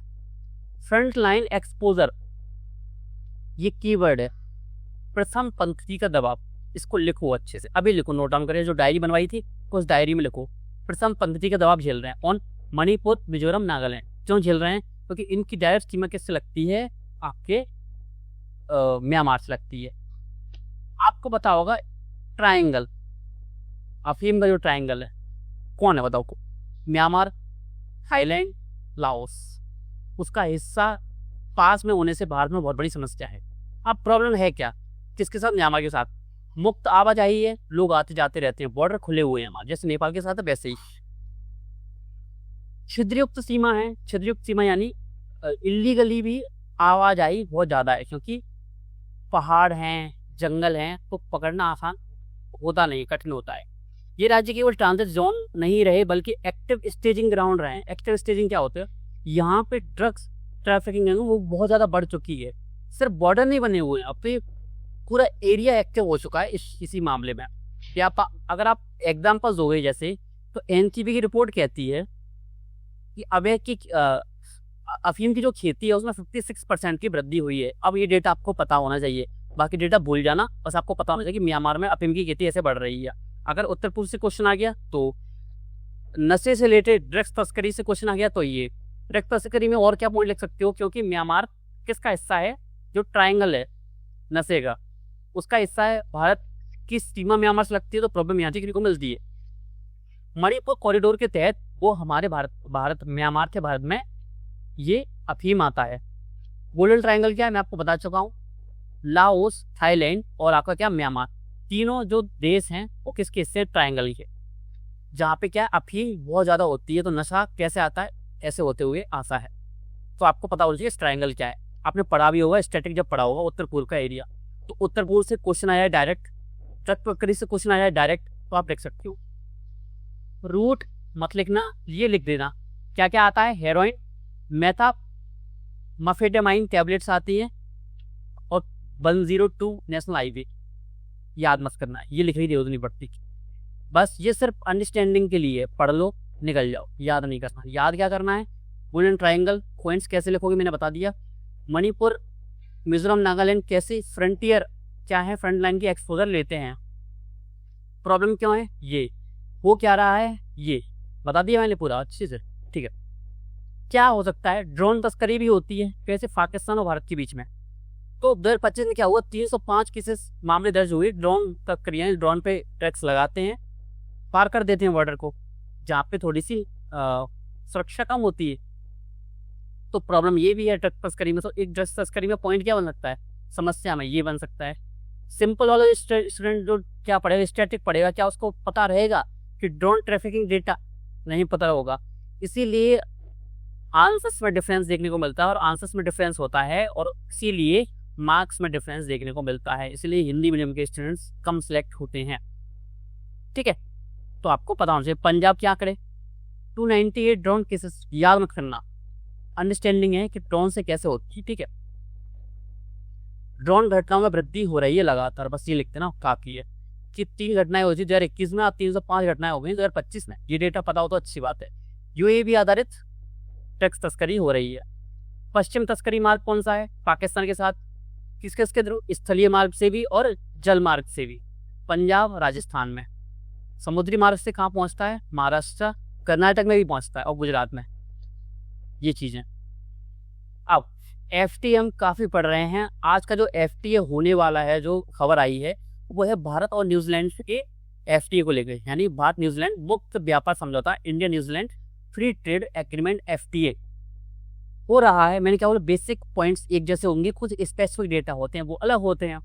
तो आपको पता होना चाहिए, अगर आप न्यूजीलैंड से क्वेश्चन आ गया तो आपको पता होना चाहिए फाइनेंशियल ईयर 2024-25 में क्या हुआ है, $1.3 बिलियन का हमारे आपस में क्या हुआ, ट्रेड हुआ है, जिसमें भारत का $711 मिलियन का क्या रहा, एक्सपोर्ट रहा। भारतीय निर्यात में ईयर ऑन ईयर ग्रोथ देखी गई, जो कि कितनी है, 32% यानी 32% है। ठीक है, ये डेटा आपको याद होना चाहिए, क्योंकि याद करना पड़ेगा, क्योंकि अगर क्वेश्चन आ गया तो आपको नहीं लिखना ही है। एफटीए की विशेषता क्या है, आपको पता है, फ्री जीरो ड्यूटी एक्सेस होता है, ग्रेटर मार्केट एक्सेस होता है। मैं पढ़ा चुका हूँ, अब 5 कंट्रीज का तो मैंने आपको पढ़ा दिया। अब 6वीं के लिए भी वही रिपीट करूँ तो वो कुछ एक्स्ट्रा बैठता नहीं है। ठीक है, अब ये आपको पूरा पढ़ना है। देखो आपको तो पढ़ना ही है, लेकिन बेसिक में उसको पढ़ाऊँ तो वो ज़्यादा इम्पोर्टेंट है नहीं इतना। ठीक है, इसमें एक बड़े जो फैक्ट है, कॉन्सेप्ट है, वो आपको पता होना चाहिए, रूल्स ऑफ ओरिजिन। बहुत इंपॉर्टेंट कॉन्सेप्ट है, इसको मैं समझाता हूँ। ठीक है, रूल्स ऑफ ओरिजिन क्या होता है, जैसे मान लो भारत और न्यूजीलैंड ने क्या कर दिया, एफटीए एग्रीमेंट साइन कर लिया। हमारी यहाँ पर जियो ट्रेड, यहाँ पे क्या लगेगा, ड्यूटी लगेगी, यहाँ टैक्स लगेगा। इनकी जो वस्तुएं हैं वहाँ पर भारत में जीरो टैक्स लगेगा। लेकिन यहाँ पे एक रूल काम करता है, रूल्स ऑफ ओरिजिन। आप ऐसा नहीं कर सकते कि भारत क्या करेगा, भारत चाइना से कोई चीज़ ले ले या यूएसए लेके चलते हैं, या हाँ एग्जांपल ले लेना, यूएसए से कोई सामान लिया हमने, उस सामान को हम न्यूजीलैंड पहुंचा रहे हैं, क्योंकि हमारे एफटीए एग्रीमेंट हमारे बीच में, तो उस पर जीरो ड्यूटी लगेगी। यूएसए और न्यूजीलैंड के बीच में ऐसा कोई एफटीए नहीं था, तो उस पर लगभग 30% ड्यूटी लग रही थी, 30% टैक्स लग रहा था। जो 100 रुपये की चीज़ थी वो 130 की हो रही थी। लेकिन इंडिया के थ्रू अगर वो बेच रहा है चीज़ों को तो जीरो पे हो रहा है, जीरो मान लो, या 5 से 10% उसने भारत को दे दिया इतना पैसा, तो भारत के थ्रू वो इसको चीज़ों को न्यूजीलैंड में बेच रहा है। तो ऐसा नहीं कर सकते हम एफटीए में। क्यों, एफटीए में रूल चलता है, रूल्स ऑफ ओरिजिन। आप खुद बनाओगे, उन्हीं चीज़ों पर ड्यूटी होगी, वो जीरो होगी। अब आप समझ रहे होंगे। ठीक है, वरना क्या होता, जैसे वरना क्या होता, इन दो देशों के बीच में दुश्मनी है, ट्रेड एग्रीमेंट है ही नहीं, मान लो दुश्मनी भी नहीं है, आपसी में संबंध अच्छे हैं, लेकिन ट्रेड एग्रीमेंट है, ये 50% टैक्स लगाते हैं एक दूसरे के ऊपर। ठीक है, इन्होंने क्या किया, ये देश क्या करेगा, जैसे भारत क्या करेगा, भारत का संबंध या चाइना का संबंध देख लो। ठीक है, भारत क्या करेगा, भारत पकड़ेगा किसको, नेपाल को। मान लो नेपाल और चाइना के बीच में क्या है, एफटीए है। भारत बोलेगा लो ये सामान पकड़ो, कितने का, अगर मैं डायरेक्ट बेचने जाऊंगा तो 50% मुझे टैक्स देना पड़ेगा। इसमें 10% एक काम करो, 10% पैसे तुम रख लो, तब भी मुझे 40% फायदा है भारत को। तुम इसको डायरेक्ट तुम बेच दो चाइना को, तो ये नहीं हो सकता। तो आपको क्या रूल का याद रखना है, रूल्स ऑफ ओरिजिन, उत्पत्ति का नियम क्या होता है वो आपको याद रखना है। बाकी जो मैंने आपको बताया वो चीज़ आपको पता होना चाहिए। अगर हमारा इसके साथ एफटी हो गया न्यूजीलैंड के साथ, तो किस किस को फायदा मिलेगा, हमको टेक्सटाइल्स को, परिधान, लेदर और हैंडीक्राफ्ट्स। अभी इन पर 10% शुल्क लगता था, जो कि जीरो हो जाएगा इसके बाद, एफटीए होने के बाद। अब ऐसे एडिटोरियल कभी कभी आते हैं, लेकिन इंपॉर्टेंट होते हैं, कभी इनसे राइट क्वेश्चंस हिट होते हैं। कहाँ पे, मेंस में। कैसे, इस टाइम पे इंडियन इकोनॉमी किस तरीके से काम कर रही है, कौन सी चुनौतियां हैं, भारत क्या कर सकता है। ठीक है, और ये क्वेश्चन, ये बेसिक क्वेश्चन है, इसके पॉइंट्स आपको मेंस की इकोनॉमी में कोई सा भी क्वेश्चन आ जाएगा उसमें यूज हो ही जाते हैं। जैसे अभी कंडीशन अगर हम इंडियन इकोनॉमी की देखें तो फर्स्ट हेडिंग निकल के आती है कि हम आयातित ऊर्जा पर निर्भर हैं। इस पर मैं आपको 3 से 4 पेजेस की पीडीएफ पढ़ा चुका हूँ, अलग अलग क्लासेस, डिफरेंट क्लासेस। ठीक है, हम इंपोर्ट करते हैं। जब मैंने ईरान का जो क्राइसिस चल रहा था, बेस्ट एशिया क्राइसिस चल रहा था, उसमें पढ़ाया था ईरान से रिलेटेड, और ईरान और यूएसए वगैरह का, तो उसमें हर बार यही पॉइंट आ रहे थे। हम क्या करते हैं, 90% आवश्यकता आयात करते हैं अपनी, क्या, क्रूड ऑयल की। नेचुरल गैसेस का 50% आवश्यकता भी आयात पर हम निर्भर हैं। ठीक है, ये डेटा आपको पता होना चाहिए। सेकेंड इंपोर्टेंट हेडिंग है इम्पैक्ट ऑन इकोनॉमी। अब इससे होता क्या है, व्यापार घाटा बढ़ता है, रुपया कमजोर होता है, प्रोडक्शन कॉस्ट बढ़ती है। प्रोडक्शन कॉस्ट क्या होती है, किसी एक ब्रेड को किसी ब्रेड के पैकेट को बनाने में हमारा खर्चा आ रहा है 5 रुपये, चाइना उसी ब्रेड के पैकेट को बनाने के लिए सिर्फ उसका खर्चा आता है 2 रुपये। दोनों में अंतर कैसे सर? दोनों में अंतर इसलिए उसके पास अच्छी मशीनें हैं। हमारे यहाँ 2 मजदूर काम करते हैं, वही काम उनकी एक मशीन कर देती है। मशीन का खर्चा आया है 10,000 रुपये, जो कि 1 साल काम करके देगी, और हमारे जो मजदूर हैं उनका खर्चा आ गया 1 साल का 50,000 रुपये, यानी वो 40,000 फायदे में है, तो उनकी प्रोडक्शन जो कॉस्ट है वो कम है। तो तकनीक चाइना के पास ज़्यादा है, मैं एग्जाम्पल दे रहा हूँ, चाइना के पास ज़्यादा है, वो अच्छी तरीके से काम कर रहे हैं, उनको नॉलेज इस चीज़, ठीक है। तो प्रोडक्शन कॉस्ट हमारी ज़्यादा हो जाती है, तो प्रोडक्शन कॉस्ट होती है वो बढ़ती है, पूरी अर्थव्यवस्था में लागत का दबाव बढ़ जाता है। अगर प्रोडक्शन कॉस्ट ज़्यादा होगी तो चीज़ें महंगी होंगी तो हम कंपटीशन से पहले ही बाहर हो जाएंगे। अब आरबीआई इंटरवेंशन कर रहा है इस टाइम पर। आरबीआई क्यों कर रहा है? क्योंकि वेस्ट एशिया क्राइसिस चल रहा है, और मैं आपको पढ़ा भी चुका हूँ प्रीवियस ईयर का उसमें कि आरबीआई किस तरीके से काम करता है। आरबीआई ने क्या किया अभी, रुपये को सहारा देने के लिए $53 बिलियन की जो विदेशी मुद्रा थी ना उसको बाजार में बेच दिया। उसके बदले में पैसे उठा ली तो क्या होगा, कल्याणकारी योजनाओं पे, इंफ्रास्ट्रक्चर पर वो पैसे खर्च होंगे, ठीक है, जिससे पैसे का फ्लो बढ़े, ठीक है। अधिक विदेशी मुद्रा बाजार में बेचे हैं।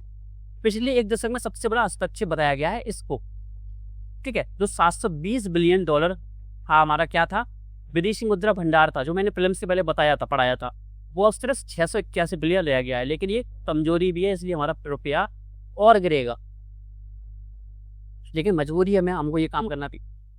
फर्टिलाइजर पर भी हमारी डिपेंडेंसी में पढ़ा चुका हूँ पहले भी। हम भारत में यूरिया का उत्पादन इम्पोर्टेड LNG पर निर्भर है, ठीक है। लगभग सभी प्रमुख फर्टिलाइजर हैं उनको हम इम्पोर्ट करते हैं। 5th क्या है, अभी इकोनॉमी पर और क्या प्रभाव पड़ रहा है, वीक मानसून रिस्क है। इस साल अल नीनो आ रहा, अल नीनो का प्रभाव हमको देखने को मिल रहा है, आ नहीं रहा है, आ चुका है अल नीनो। उससे क्या फसल उत्पादन घट रहा है, जो प्रभाव पड़ते हैं मैं आपको बता चुका हूँ, उनसे कुछ जोखिम देखने को मिल रहा है, तो रिस्क है। ग्रामीण सुरक्षा तंत्र, सरकार ने क्या किया है, योजना आयोग को समाप्त कर दिया गया है। मनरेगा को भी धीरे धीरे कमजोर किया जा रहा है, जिसके प्रभाव अब बुरे पड़ने हमको दिखाई देंगे। इसके परिणाम स्वरूप ग्रामीण परिवारों की आर्थिक सुरक्षा पहले की तुलना में कम हुई है। रेमिटेंस के क्या देखने को मिल रहा है, अभी हमने फाइनेंशियल ईयर 2024 और 25 में भारत को 135 बिलियन रेमिटेंस प्राप्त हुआ है, जो कि चालू खाते घाटे को हमारे को संतुलित करता है। अब एक चीज इंपोर्टेंट डेटा है जो आपको पता होना चाहिए, फैक्ट इंपोर्टेंट है, वो है जो रेमिटेंस है। रेमिटेंस तो बेसिक आइडिया होगा ना, रेमिटेंस क्या होता है, जो हमारे लोग बाहर रहते हैं अगर वो पैसा भेजते हैं भारत को, उसको रेमिटेंस बोल रहे हैं। तो यूनाइटेड स्टेट्स, संयुक्त राज्य अमेरिका और यूके, इन 2 देशों में ज़्यादा हमारा रेमिटेंस आ रहा है। लेकिन यहाँ पे प्रॉब्लम होने वाली है। प्रॉब्लम क्यों होने वाली है आपको पता होगा, यूएसए क्या कर रहा है, अब हर चीज़ पर प्रतिबंध लगा रहा है, तो एंटी इमिग्रेशन सेंटीमेंट वहाँ पर बढ़ चुका है, क्योंकि ट्रम्प की सरकार है, तो वो इमिग्रेशन को रोकता है। वो उसने पहले ही बोल दिया कि अमेरिका पर हम प्रायोरिटी ज़्यादा देंगे, यानी अमेरिका का पैसा बाहर नहीं जाए, तो उस पर वो हो सकता है टैक्स लगा दे, ड्यूटीज लगा दे, ठीक है। सो रेमिटेंस को रोकने की कोशिश कर रहा है और यूएसए, और हमारा जो मैक्सिमम जो रेमिटेंस है वो यूएसए से आ रहा है इस टाइम पे। वहाँ पर जो राइट विंग की पॉलिटिक्स चलती है, वो राइट विंग की पॉलिटिक्स क्या होती है, वो एग्रेसिव होती है और अपने कंट्रीज को पहले प्रायोरिटी देते हैं, ठीक है, दूसरे कंट्रीज के प्रति एग्रेसिव माइंडसेट में काम करते हैं। 10वां नंबर है विदेशी निवेशक। विदेशी पोर्टफोलियो ने इस वर्ष 2.2 लाख करोड़ से अधिक की निकासी की है, यानी पैसा निकाला है वापस भारत से। अब भारत में निवेश बढ़ेगा तो अच्छी बात है, निकलेगा वापस तो क्या होगा, हमारा इंफ्रास्ट्रक्चर है वो कमजोर होगा, ठीक है। पैसा कम होता है, इंफ्रास्ट्रक्चर कम होगा। Bharat global market capitalization ranking में 6वें से 7वें स्थान पर आ गया है, ठीक है, जो कि पढ़ना था। रिटेल इन्वेस्टर्स ने आंतरिक रूप से स्वाप को संतुलित किया है। अब एक और प्रॉब्लम क्या है, क्या भी प्रॉब्लम है, चुनौतियां हैं या अभी तक हमारी, अगर प्रॉब्लम डायरेक्ट क्वेश्चन आ गया भारतीय अर्थव्यवस्था की वर्तमान चुनौतियां, 1 by 1 इनको लिख देना बस, तो इनके पॉइंट्स को लिख देना साथ साथ, आपका आंसर सबसे अच्छा हो जाएगा। टेक्नोलॉजी गैप कैसे है, जैसे मैंने आपको एग्जाम्पल बताया, हमारे पास इतनी अच्छी टेक्नोलॉजी नहीं है जो कि साउथ कोरिया के पास है, जर्मनी के पास है, फ्रांस के पास है, रशिया के पास है, यूएसए के पास है, चाइना के पास है। तो तकनीकी अंतर देखने को मिलता है। अगर टेक्नोलॉजी गैप होगा किसी कंट्री में, जैसे हमारे पास तकनीकें उतनी अच्छी नहीं है, अब हो रही है, अन्य कंट्रीज से अच्छी है, लेकिन अभी भी हम फ्रांस, जर्मनी, आपका यूएसए, कनाडा और रशिया, चाइना इनसे कम है। तो होता क्या है, प्रोडक्शन कॉस्ट बढ़ जाती है तो प्रॉब्लम बढ़ जाती है। आर्टिफिशियल इंटेलिजेंस में हम उतना काम नहीं कर रहे हैं, क्योंकि चैट जीपीटी हम यूज़ कर रहे हैं, जेमिनी यूज़ कर रहे हैं, वो भी विदेशी है। एडवांस मैन्युफैक्चरिंग नहीं कर पाते हैं, कर रहे हैं लेकिन उतने लेवल पे नहीं। रोबोटिक्स, फ्रंटियर साइंस, जिससे हम काम कर रहे हैं, लेकिन टेक्नोलॉजी गैप हमको देखने को मिलता है किन देशों के बीच में, भारत और जिन देशों के मैंने अभी अभी आपको नाम लिए। अब स्टार्टअप पारिस्थितिकी तंत्र, जो स्टार्टअप का जो इकोसिस्टम बनाया गया है, उसमें भी क्या है, भारत का स्टार्टअप इकोसिस्टम मुख्यतः क्या है, फूड डिलीवरी है, राइड हेलिंग, क्विक कॉमर्स और डिजिटल प्लेटफॉर्म पर केंद्रित है, यानी किसी पर काम कर रहा है स्टार्टअप इकोसिस्टम। अन्य इकोसिस्टम अच्छे तरीके से काम नहीं कर रहे, जैसे ऐप्स बनाना है, खुद की ऐप्स बनाना है, वेबसाइट बना रहे हैं, खुद की यूट्यूब बना रहे हैं, जहाँ पे आप अभी वीडियो देख रहे हो, ये भी इंडियन नहीं है, ये भी यूएसए का है। अब वैश्विक तुलना क्या है ये देख लेना, ठीक है। आपको पता होना चाहिए कि आपको करना क्या है, पब्लिक इन्वेस्टमेंट बढ़ाना चाहिए। मैं आपको इसके लिए डेटा दे चुका हूँ पहले। क्या हमको इन्वेस्टमेंट बढ़ाना चाहिए, किस पर, हेल्थ पर। हेल्थ पर कितना कर रहे हैं हम, मैं डेटा बता चुका हूँ आपको प्रीवियस ईयर्स क्लास में। आप क्या करोगे, सुझाव लिखोगे, डेटा मैं आपको दे चुका हूँ, उन डेटा को लिख देना कि अभी ये हो रहा है, हमको इतना करना चाहिए। R&D पे खर्च करना है, सोशल प्रोडक्शन बढ़ाना है, यानी ईज ऑफ डूइंग बिजनेस को बढ़ावा देना है, यानी हमको जो लॉ एंड ऑर्डर है उसको बढ़ावा देना है। साइंस एंड टेक्नोलॉजी को बढ़ावा देना है, सिंपल R&D को बढ़ावा देना है, रिसर्च एंड डेवलपमेंट को बढ़ावा देना है, जिसको हम कम बढ़ावा देना है। प्रीवियस ईयर्स क्लास में एक पूरे एडिटोरियल, पूरी न्यूज़ पे बात कर चुका हूँ, पूरे डेटा मैं आपको बता चुका हूँ इस पर, ठीक है। तो आपको ये पता होना चाहिए। इंडिया से रिलेशन ये रिपीट नहीं है, द हिंदू में लगाया था, इंडियन एक्सप्रेस में लगाया था, मैंने सोचा कुछ अलग फैक्ट्स हैं, ये इसमें हिस्ट्री दिया हुआ है, बेसिक आइडिया, तो इसको आप अच्छे से पढ़ लेना, इसमें कुछ अलग नहीं है, बस बेसिक आइडिया है बस।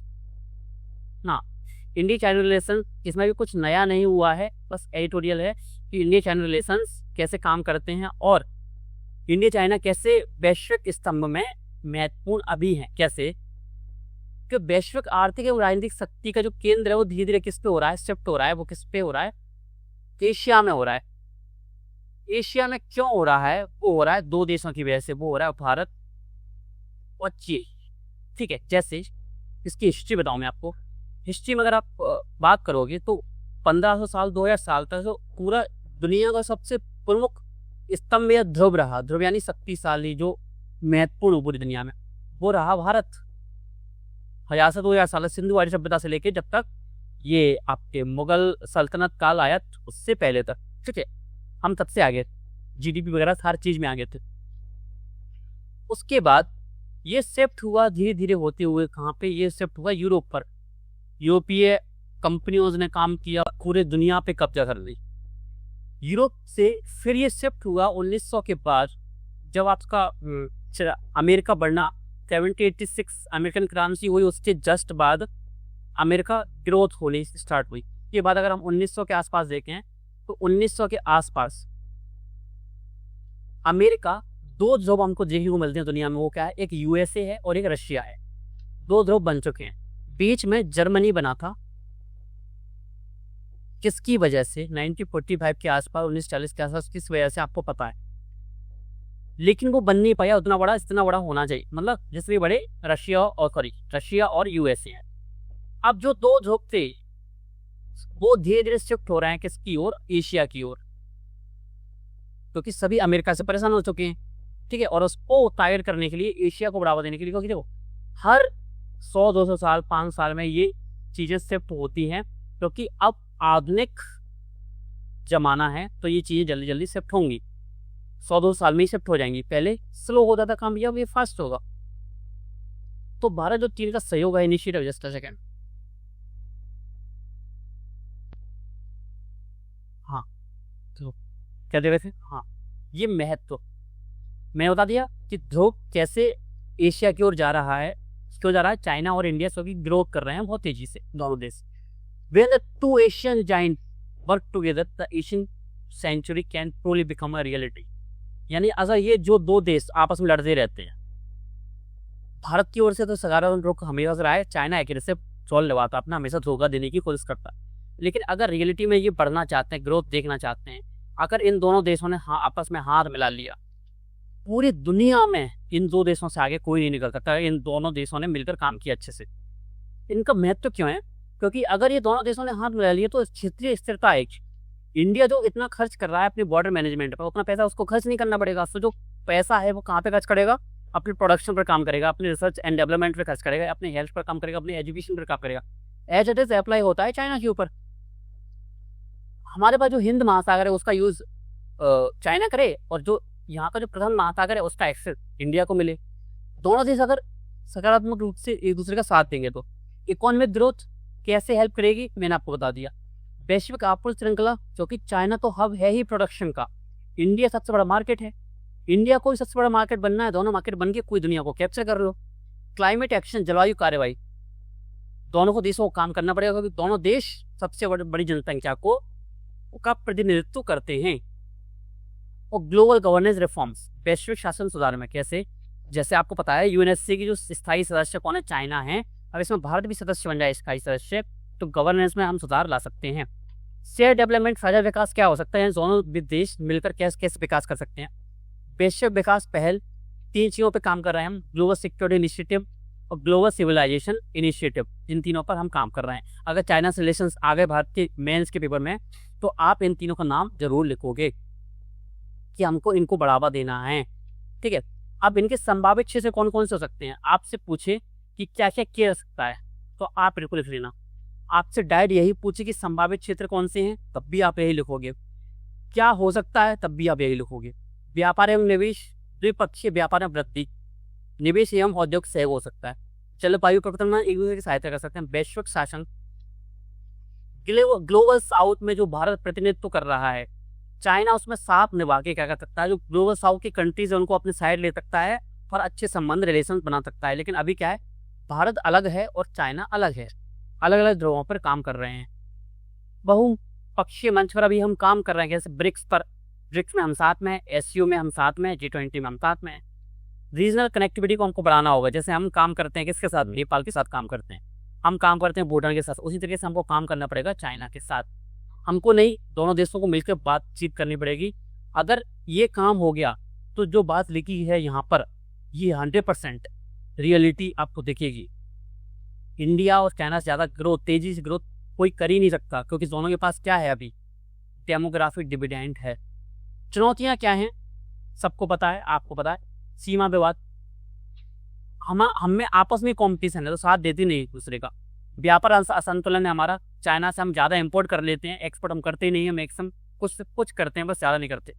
ट्रस्ट डेफिसिट है, हम उस पर विश्वास करें हम तो 2 साल बाद हम पर हमला कर दे। और भू राजनीतिक मतभेद है हम पे, जैसे कि वो बताता है अरुणाचल प्रदेश उसका है, जो लद्दाख का ये रीजन है वो इसका है, तो मतभेद भी है हमारे। और मतभेद कैसे है उसके? ये तो सीमा विवाद में आ गया। मतभेद कैसे है? वो पाकिस्तान का साथ देता है। ठीक है, ये चीज़ें। अब भारत का दृष्टिकोण क्या है? अच्छा सा होता है जो भारत के लिए अवसर क्या है, जो हम अभी पढ़ रहे थे, यही संभावित क्षेत्र, वही अपॉर्चुनिटी में आ जाएगा आपका। मैंने क्या बोला? पॉइंट्स वही होते हैं, यूज आपको अलग अलग तरीके से करना होता है। हमने क्या पढ़ा? भारत न्यूजीलैंड पढ़ा। हमने क्या पढ़ा? हमने भारत चाइना पढ़ लिया, हमने भारत सेशल्स को पढ़ लिया, और क्या पढ़ लिया हमने? हाँ, इनको पढ़ लिया। अब हम आज पढ़ेंगे भारत और बांग्लादेश। आज हम पढ़ने वाले हैं क्या? भारत बांग्लादेश संबंध। तो इंडिया बांग्लादेश रिलेशंस पर एक न्यूज़ आई। न्यूज़ क्यों आई? बेसिक आइडिया आपको देना था, इसलिए मैंने ये इस न्यूज़ को लाया। बेसिक जो आइडिया था वही जो सीजर्स के साथ था, वही बेसिक आइडिया, लेकिन इसमें कुछ नया हुआ है। नया क्या हुआ है? जब बांग्लादेश में सरकार का तख्ता पलट हुआ, उसके बाद नई सरकार आई, शेख हसीना को भागना पड़ा। उस टाइम से हमने उनको वीज़ा देना बंद कर दिया था। टूरिस्ट वीज़ा हमने बंद कर दिया था, किसका? बांग्लादेश के लोगों के लिए। हमने उसको दोबारा से शुरू कर दिया है। ठीक है, तो हालिया सकारात्मक घटनाक्रम क्या हुआ है? पुनः पर्यटक वीज़ा है पुनः प्रारंभ कर दिया गया है।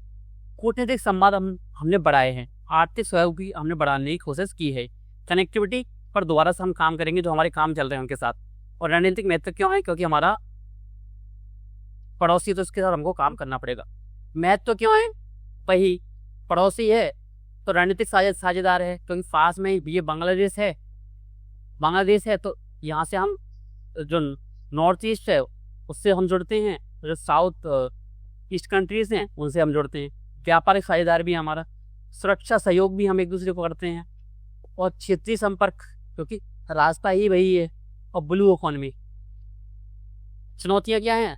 एज इट इज़ जो हमारा किसके साथ है, चाइना के साथ 50% पॉइंट्स वही होंगे, 50% कुछ नए हो जाएंगे। जैसे जल बंटवारा, तिस्ता नदी तो हमारा हमारा जो विवाद है आज तक चल रहा है। घरेलू राजनीति, डोमेस्टिक पॉलिटिक्स, सीमा संबंधी मुद्दे, इमिग्रेशन बहुत होता है, अवैध इलीगल इमिग्रेशन है वो बहुत ज़्यादा है। कहाँ से? भारत और बांग्लादेश के बीच में। बाकी बेसिक आइडिया वही था जो देशों के बीच में होता है। पड़ोसी था तो पड़ोसी की तरह जो प्रॉब्लम पड़ोसी के साथ होती है इसके साथ भी है। अब NK सिंह बहुत इंपॉर्टेंट है, इनका नाम आप लिख सकते हो मेंस के एग्जाम में कि इन्होंने लिया, तो पूर्व अध्यक्ष रहे हैं वित्त आयोग के। तो अगर आपको लिखना हो, कोई पॉइंट आपको क्लैरिफाई करना हो कि हाँ आपको मजबूती के साथ एविडेंस के साथ रखना है, तो आप इनका नाम लिख सकते हो। इन्होंने बोला क्या है? इन्होंने बोला है कि जलवायु जो प्रॉब्लम्स हैं, जलवायु परिवर्तन है, उनमें हमको क्या चाहिए? हमको चाहिए क्या? हमको क्लाइमेट फाइनेंसिंग करनी पड़ेगी। क्लाइमेट फाइनेंसिंग करनी पड़ेगी, उसके लिए हमको चाहिए पूंजी, हरित पूंजी। हमको क्लाइमेट चेंज से निपटने के लिए जो भी पैसा चाहिए उसको हम बोल दें ग्रीन कैपिटल। ठीक है, तो उस सबसे बड़ी जो चुनौती है वो है ये है। तो अगर आप निबंध लिखोगे तो आप इनका नाम ले सकते हो। आप चुनौतियों लिखोगे किसमें? GS3 में, तो आप इनका नाम लिख सकते हो। GS2 में लिखोगे तो आप इनका नाम लिख सकते हो। GS1 में लिखोगे तो आप इनका नाम लिख ही सकते हो। इन्होंने बोला है भारत ने मुख्य बिंदु क्या है? आपको पता होगा नेट जीरो का हमारा लक्ष्य क्या दे सकता है? 2030 तक 500 गीगावाट क्लीन एनर्जी कैपेसिटी हमको स्थापित करने का लक्ष्य है हमारा 2030 तक। ये हम काम कर रहे हैं और हम 50% हमने अचीव कर लिया अभी। ठीक है, जो स्थापित जो बिजली संयंत्र है गैर जीवाश्म ईंधन से बनाने का लक्ष्य जो 50% है वो हम अचीव कर चुके हैं। ठीक है, 2030 तक हमारा 500 गीगावाट है। क्लाइमेट फाइनेंस का फोकस अब केवल जलवायु लक्ष्यों से हटकर हरित निवेश बढ़ाने पर, यानी अब हमको इन्वेस्टमेंट बढ़ाना होगा। इस पर मैं बात कर चुका हूँ प्रीवियस ईयर क्लासेस पर, लेकिन इसमें इंपॉर्टेंट क्या है आपको समझना पड़ेगा। ग्रीन क्लाइमेट फाइनेंस है क्या? हमको इन्वेस्टमेंट करना है नवीकरणीय ऊर्जा पर, रिन्यूएबल एनर्जी, यानी सोलर, पवन ऊर्जा, विंड एनर्जी। ग्रीन इंफ्रास्ट्रक्चर, यानी हम ऐसे इंफ्रास्ट्रक्चर बनाएं जो कि ग्रीन एनर्जी रिलेटेड हों। क्लाइमेट एडॉप्शन, यानी जलवायु का अनुकूलन। मैं आपको दोनों समझा चुका हूँ, मिटिगेशन और एडॉप्शन। हम ऐसी चीजें अपनाएं जो कि जलवायु परिवर्तन के अनुकूल चलें। मिटिगेशन यानी जलवायु परिवर्तन को कम करने के लिए, जो उसके प्रभाव है उसको कम करने के लिए, और सस्टेनेबल डेवलपमेंट को कम करेगी। अब इनके लिए जो पैसा चाहिए होता है, उसके लिए जो पैसा चाहिए उसको क्या बोलते हैं हम? हरित जलवायु वित्त, यानी ग्रीन क्लाइमेट फाइनेंस। चुनौतियाँ क्या हैं? ये अगर क्वेश्चन डायरेक्ट आए ग्रीन कैपिटल से रिलेटेड, जलवायु परिवर्तन से संबंधित समस्याएं, तो आपकी समस्याएं यही होंगी। इसमें 2 पॉइंट आप उठा सकते हैं, क्योंकि देखो 5 पॉइंट आप नहीं लिख सकते, क्योंकि ये एक फैक्टर है। क्या फैक्टर जलवायु परिवर्तन में? हरित पूंजी प्रॉब्लम है कि हरित पूंजी प्रॉब्लम है कि हम उसको जुटा नहीं पा रहे हैं। तो अगर स्पेसिफिक क्वेश्चन हरित क्लाइमेट पर आए, ठीक है, हरित पूंजी पर आए, या ग्रीन क्लाइमेट फाइनेंस पर, हरित जलवायु वित्त पर आए, तो आप ये सभी पॉइंट्स एग्जैक्ट लिख दोगे। सिर्फ क्लाइमेट चेंज पर आए तो इनमें से 2 से 3 पॉइंट्स आप निकाल सकते हो। इन्होंने सुझाव क्या दिए हैं? ये इनके सुझाव हैं। इन सुझाव को आप लिखोगे ना, तो आप लिख सकते हो NK सिंह कमेटी की सिफारिशें ये हैं। ठीक है, ये है।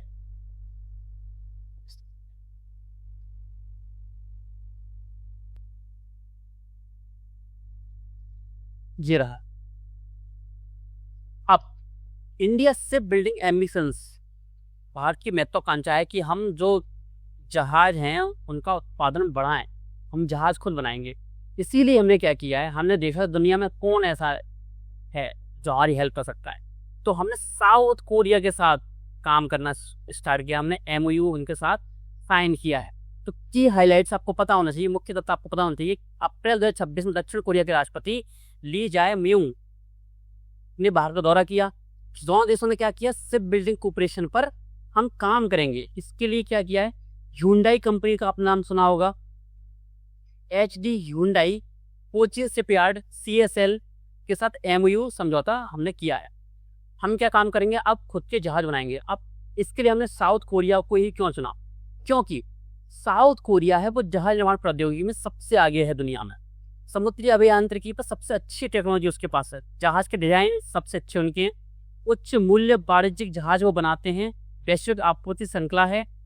भारत को इससे क्या हेल्प होगी? तकनीकी विशेषज्ञता मिलेगी, कुशल मानव संसाधन मिलेंगे, आधुनिक उत्पादन प्रणाली मिलेगी और वैश्विक प्रतिस्पर्धा हमारी बढ़ेगी। अब भारत के लिए संभावित लाभ क्या है? ये पॉइंट टू पॉइंट ये लेके आपके सामने, ठीक है। अब चुनौतियां क्या है? नीतिगत कमियां हैं, हमने उनके साथ एमओयू साइन कर लिया, लेकिन रूल्स रेगुलेशंस बहुत ज़्यादा हैं इंडिया में, जो कि जो अपसंरचना है, उद्योग है, उनको बढ़ावा नहीं देते हैं, यानी उनको बाधा के रूप में सामने देखने को मिलते हैं। उच्च वित्तीय लागत, पैसा बहुत खर्च करना पड़ेगा। कमजोर आपूर्ति श्रृंखला, घरेलू समुद्री उपकरण उद्योग पर्याप्त विकसित ही नहीं है, यानी हम अगर जहाज बनाएंगे तो उसके लिए छोटी छोटी चीज़ें चाहिए होती हैं, वस्तुएं चाहिए होती हैं, वो हमारे पास है ही नहीं, वो हमको विदेशों से लेना पड़ेगा। तो बात तो वही पड़ गई सर, कुशल कार्यबल नहीं है हमारे पास, स्किल्ड यानी स्पेसिफिक जो स्किल होनी चाहिए वो नहीं है हमारे पास, और वैश्विक प्रतिस्पर्धा में भी हम अभी पीछे हैं। आपके लिए इंपॉर्टेंट है प्रॉब्लम्स। तो देखो चुनौतियां हैं, अगर चुनौतियां पूछता तो आपको ये पॉइंट लिखनी है। आपके लिए इंपॉर्टेंट ज़्यादा होती है कि सरकार इसमें क्या काम कर रही है और आगे की राह क्या हो सकती है। तो मैरीटाइम विजन 2030 पर काम कर रही है भारत। तो भारत को शीर्ष 10 शिप बिल्डिंग नेशंस में शामिल करना हमारा लक्ष्य है। भारत को विश्व के शीर्ष 5 शिप बिल्डिंग नेशन में लाना है। किसका लक्ष्य है? 2047 हमारा क्या? Maritime Amrit Kaal vision. Maritime vision 2030 का लक्ष्य क्या है? टॉप 10 में आना, और 2047 का लक्ष्य क्या है? टॉप 5 में आना। जहाज निर्माण एवं समुद्री अवसंरचना में निवेश बढ़ाया है हमने। किसने? समुद्री विकास निधि को हमने बढ़ाया है, सरकार क्या करती हुई, ठीक है। जहाज निर्माण वित्तीय सहायता नीति, घरेलू शिपयार्ड को वित्तीय सहायता दी जा रही है, ठीक है। ये चीजें हैं। आगे की राह क्या हो सकती है? नियामकीय सुधार। हम रूल्स रेगुलेशन को इतना आसान बनाएं कि ऐसे उद्योग जल्दी स्थापित हों और देशों के साथ अच्छे संबंध बने।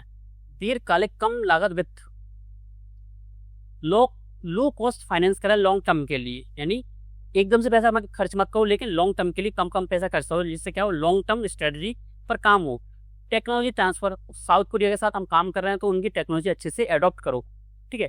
लोकलाइजेशन ऑफ सप्लाई चेन, यानी जो चीज़ें चाहिए होती है, जैसे जहाज, ऐसा तो नहीं आप भी बना के दे दोगे, इनके लिए छोटी छोटी चीज़ें होती हैं, उसके लिए भी उद्योग आप स्थापित करो भारत में ही, हमको विदेशों से कुछ नहीं लेना है, ठीक है। मैरीटाइम स्किल डेवलपमेंट, स्पेसिफिक लोगों को स्किल दी जाए उस पर काम करने के लिए, ठीक है। ये चीज़ें हैं। अब इम्पोर्टेंट निर्देश आए हैं सुप्रीम कोर्ट के, किसके लिए? सड़क दुर्घटनाओं से रिलेटेड। डेटा पता होना चाहिए, क्योंकि हो सकता है क्वेश्चन बन जाए।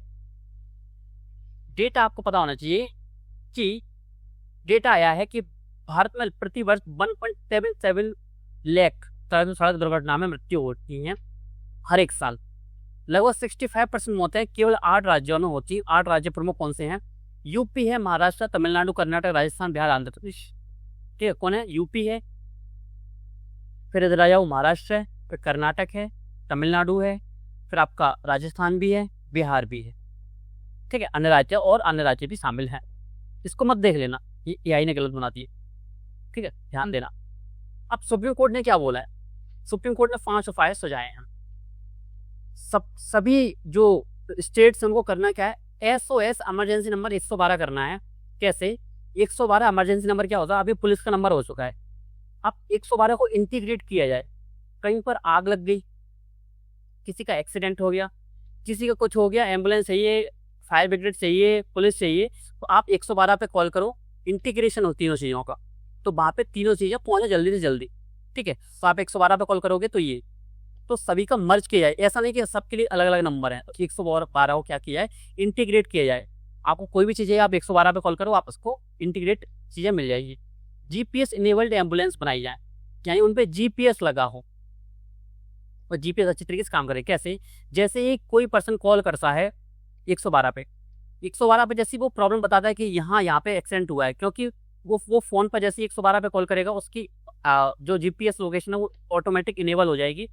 वो लोकेशन एम्बुलेंस वाले के पास पहुंचेगी और एम्बुलेंस GPS के थ्रू डायरेक्ट वहाँ पे पहुंचेगा।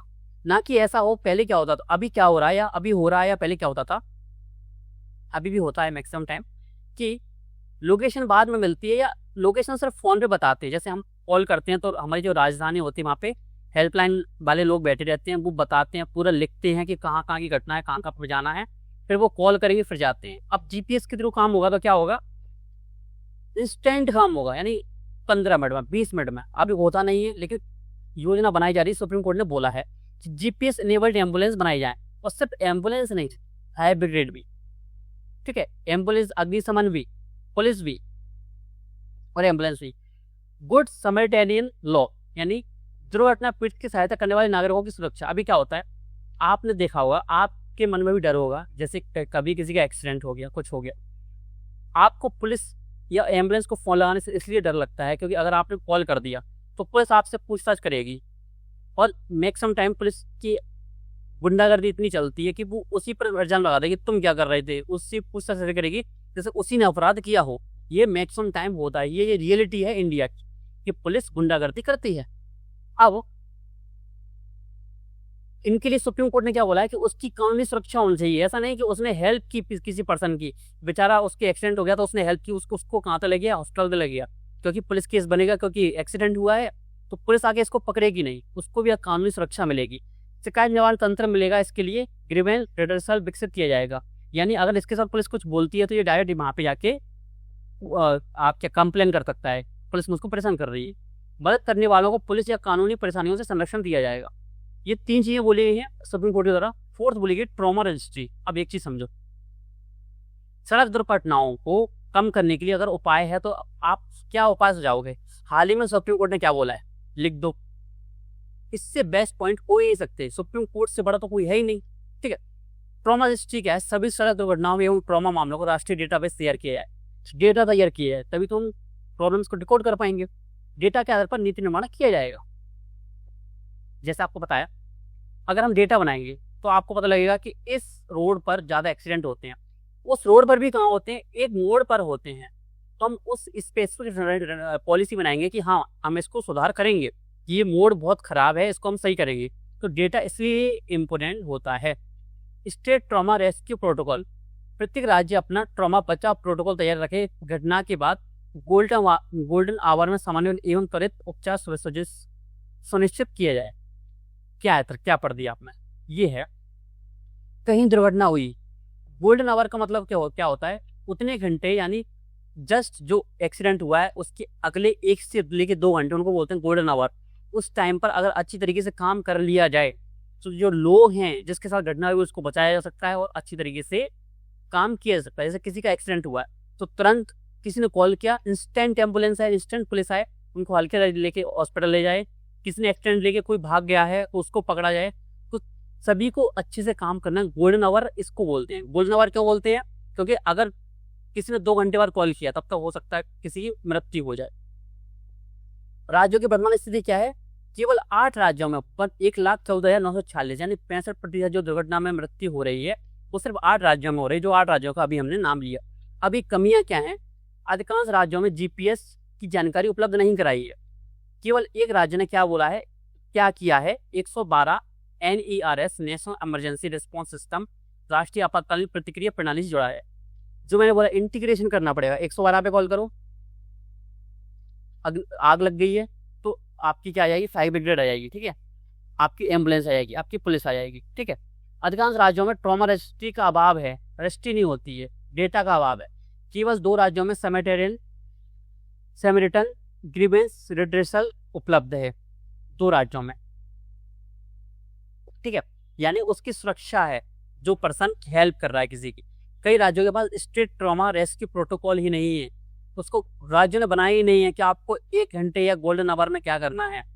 अपर्याप्त समान में डेटा शेयरिंग है, डेटा शेयर नहीं करते हैं आपस में। योजना क्या है? एक स्कीम आई है जिसमें क्या है, गुड समरिटन योजना क्या है, मोटर व्हीकल एक्ट 2019 के तहत क्या है, दुर्घटना पीड़ित की सहायता करने वाले व्यक्ति को कानूनी संरक्षण दिया गया है, जो अभी बोला। और अगर किसी पर्सन ने गोल्डन आवर के भीतर अस्पताल पहुंचाया है किसी दूसरे नागरिक को, अगर किसी का एक्सीडेंट हो गया और आपने हेल्प कर दी तो उसको 25,000 तक पुरस्कार मिलेगा। ये स्कीम चल रही है, लेकिन स्कीम कभी देखने को मिलती ही नहीं है, रियलिटी है ये, ठीक है। तो आप इसमें लिख सकते हो चुनौतियाँ कि जमीनी अभाव है, जमीनी स्तर पर, भूमिगत स्तर पर इसकी अभाव देखने को मिलता है। क्यों? 25,000 तो छोड़ो, 25,000 आपसे ले लेंगे, पुलिस वाले आएंगे तो बोलेंगे तुम निकालो पहले 25,000। तो बस ये था, ये पॉइंट है, इनको लिख मत देना कि पुलिस निकलवा लेगी, वो मैं रियलिटी बता रहा हूँ, ठीक है। अब ये देख पढ़ो, इम्पोर्टेंट एडिटोरियल आया था किसके लिए, डेमोग्राफिक नजरिए से। कैसे भारत में देखने को मिल रही है जो डेमोग्राफिक क्या बोलेंगे उसको, जो चुनौती है, जो प्रॉब्लम है, वो क्या देखने को मिलती है कि अब हमारी जो प्रजनन दर है, जो फर्टिलिटी रेट है, वो घट रही है और बढ़ती वृद्ध आबादी। देखो बच्चे कम पैदा करोगे तो वृद्ध एक टाइम पर बूढ़े लोगों की जनसंख्या ज़्यादा होगी। जैसे कि एग्जांपल देता हूँ मैं आपको, 100 लोग हैं टोटल, 50 पुरुष 50 महिला है, ठीक है। सबने शादी की, आपस में इनके बच्चे हुए, इन्होंने 2 बच्चे पैदा नहीं किए, इन्होंने सिर्फ 1 बच्चा पैदा किया। 20 साल बाद ये बूढ़े हो जाएंगे, यानी इन्होंने 20 साल में बच्चे पैदा किए, या 40 साल बाद ये बच्चे बूढ़े हैं, ये जो लोग थे वो बूढ़े हो जाएंगे, इनके बच्चे कितने होंगे, सिर्फ 50। यानी जो युवा पीढ़ी है उससे ज़्यादा जो जनसंख्या वो किसकी हो जाएगी, बूढ़े लोगों की हो जाएगी। तो होगा क्या, अब प्रजनन दर घट रही है, उसकी वजह से क्या होता है, अब वृद्ध आबादी है वो बढ़ रही है और आगे जाकर बहुत ज़्यादा बढ़ेगी। आपको पता होगा कि इंडिया इस टाइम पर किस फेज़ में है, डेमोग्राफिक डिविडेंड की फेज़ में है। लेकिन क्योंकि अब फर्टिलिटी रेट है, जो प्रजनन दर है वो घट रही है, तो एक टाइम पर युवा हमारा कम हो जाएगा बहुत, और जो हम पर डिपेंडेंट है, डिपेंडेंट का मतलब क्या कौन होता है, जो निर्भर है। निर्भर जनसंख्या का मतलब क्या होता है, जो कि 15 साल से छोटे बच्चे हैं, क्योंकि वो खुद कुछ नहीं कर पाते, रोजगार नहीं करते हैं, पैसे नहीं कमाते हैं, वो हम पर निर्भर रहते हैं, युवा पीढ़ी पर। और जो 60 साल से ज़्यादा की व्यक्ति हैं, जो रिटायर हो चुके हैं, वो भी हम पर निर्भर हैं। तो निर्भर जनसंख्या की वृद्धि में वृद्धि हो जाएगी। नवीनतम सैंपल रजिस्ट्रेशन SRS के अनुसार भारत की टोटल फर्टिलिटी रेट 1.9 हो गई है, जो कि रिप्लेसमेंट लेवल 2.1 तथा वैश्विक औसत 2.2 से दोनों से कम है। रिप्लेसमेंट लेवल क्या होता है, जितनी जनसंख्या पहले थी उतनी जनसंख्या अगर आगे करनी हो तो आपको 2.1 बच्चे पैदा करने हैं। अब 2.1 पैदा कैसे करते हैं, 2 बच्चे और 1 हाथ नहीं, किसी ने 3 बच्चे पैदा कर दिए, किसी ने 2 बच्चे पैदा कर दिए, ऐसे करके, ठीक है, ऐसे करना होता है। की फैक्ट क्या है, भारत की TFR कितनी है, 1.9। ये डेटा याद रखना, डेटा पढ़ लेना, इसको रट ही लेना। रिप्लेसमेंट रेट कितनी होती है, 2.1 होती है, और बेसिक औसत कितनी है, TFR 2.2 है, हमारी बहुत कम हो चुकी है। हमने जनसंख्या पहले बहुत बढ़ाई, लेकिन अब लोग समझदार हो रहे हैं, जागरूक हो रहे हैं, तो TFR कम हो रही है। इसकी वजह से क्या होगा, कम प्रजनन वाले राज्यों में क्या हो रहा है, वृद्ध आबादी तेजी से बढ़ रही है, ठीक है। तो इनडायरेक्टली असमानता भी बढ़ेगी, कुछ राज्यों में बच्चे ज़्यादा पैदा हो रहे हैं तो बढ़ती युवा आबादी, रोजगार, कौशल एवं शिक्षा की आवश्यकता अधिक होगी, तो उच्च प्रजनन वाले राज्यों के साथ ये हो रहा है। कम प्रजनन वाले राज्यों के साथ क्या हो रहा है, स्वास्थ्य एवं सामाजिक सुरक्षा की मांग बढ़ेगी, क्योंकि बूढ़े लोग होंगे, उनको स्वास्थ्य एवं सामाजिक सुरक्षा चाहिए, ठीक है। वृद्ध आबादी होंगे, यानी बूढ़े लोग ज़्यादा होंगे, वो डिपेंडेंट ज़्यादा होंगे, ठीक है। उसके लिए गवर्नमेंट्स को स्कीम्स निकालनी पड़ेंगी, हॉस्पिटल्स अच्छे करने पड़ेंगे, हेल्थ पर ज़्यादा खर्च करना पड़ेगा। तो चुनौतियाँ क्या होती है, कभी भी अगर निर्भर जनसंख्या है, अगर आप डेमोग्राफिक डिविडेंड टॉपिक पढ़ोगे तो आपको ये चीज़ें कॉन्सेप्ट्स क्लियर रहेंगे, वही बेसिक आइडिया है। नहीं भी पढ़ोगे तो मैंने आपको आज पढ़ा दिया। डेमोग्राफिक डिविडेंड क्या होता है, जब किसी देश में युवा जनसंख्या ज़्यादा होती है, युवा जनसंख्या ज़्यादा होती है तो क्या होता है, कमाने वाले 90 हैं, खर्च करने वाले 30 हैं सिर्फ, जो निर्भर जनसंख्या है, तो फ़ायदा होता है देश को। लेकिन अगर कमाने वाले 30 हैं और खर्च करने वाले 90 लोग हैं तो दबाव बढ़ता है, तो सामाजिक सुरक्षा की चुनौती होती है। ज़्यादा बूढ़े लोग हैं तो क्राइम के प्रति ज़्यादा संवेदनशील है, तो आपको खर्च करना पड़ेगा पैसा। अपर्याप्त पेंशन, क्योंकि बूढ़े लोग ज़्यादा हैं, पेंशन आपको ज़्यादा देनी पड़ेगी। असंगठित रोजगार, अधिकांश श्रमिक असंगठित क्षेत्र में कार्यरत हैं तो उनको पेंशन मिलती नहीं है। परिवार संरचना में परिवर्तन होता है, क्योंकि पहले लोग ज़्यादा थे अब कम हो रहे हैं।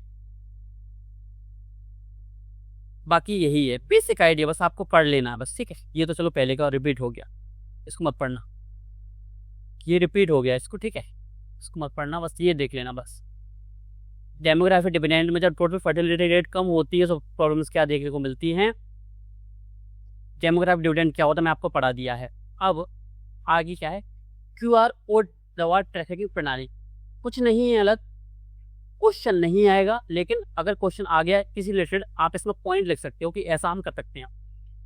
अभी क्या होता है, फेक मेडिसिन बहुत चल रही है, यानी छोटे लेवल पर क्षेत्रीय स्तर पर कंपनी खोल ली थी और फेक टैबलेट बना रही हैं, फेक मेडिसिन बना रही हैं, और उनको जो रियल मेडिसिन उनके साथ मिक्स कर देती हैं, उनकी ब्रांडिंग वगैरह same as it is copy कर देती हैं।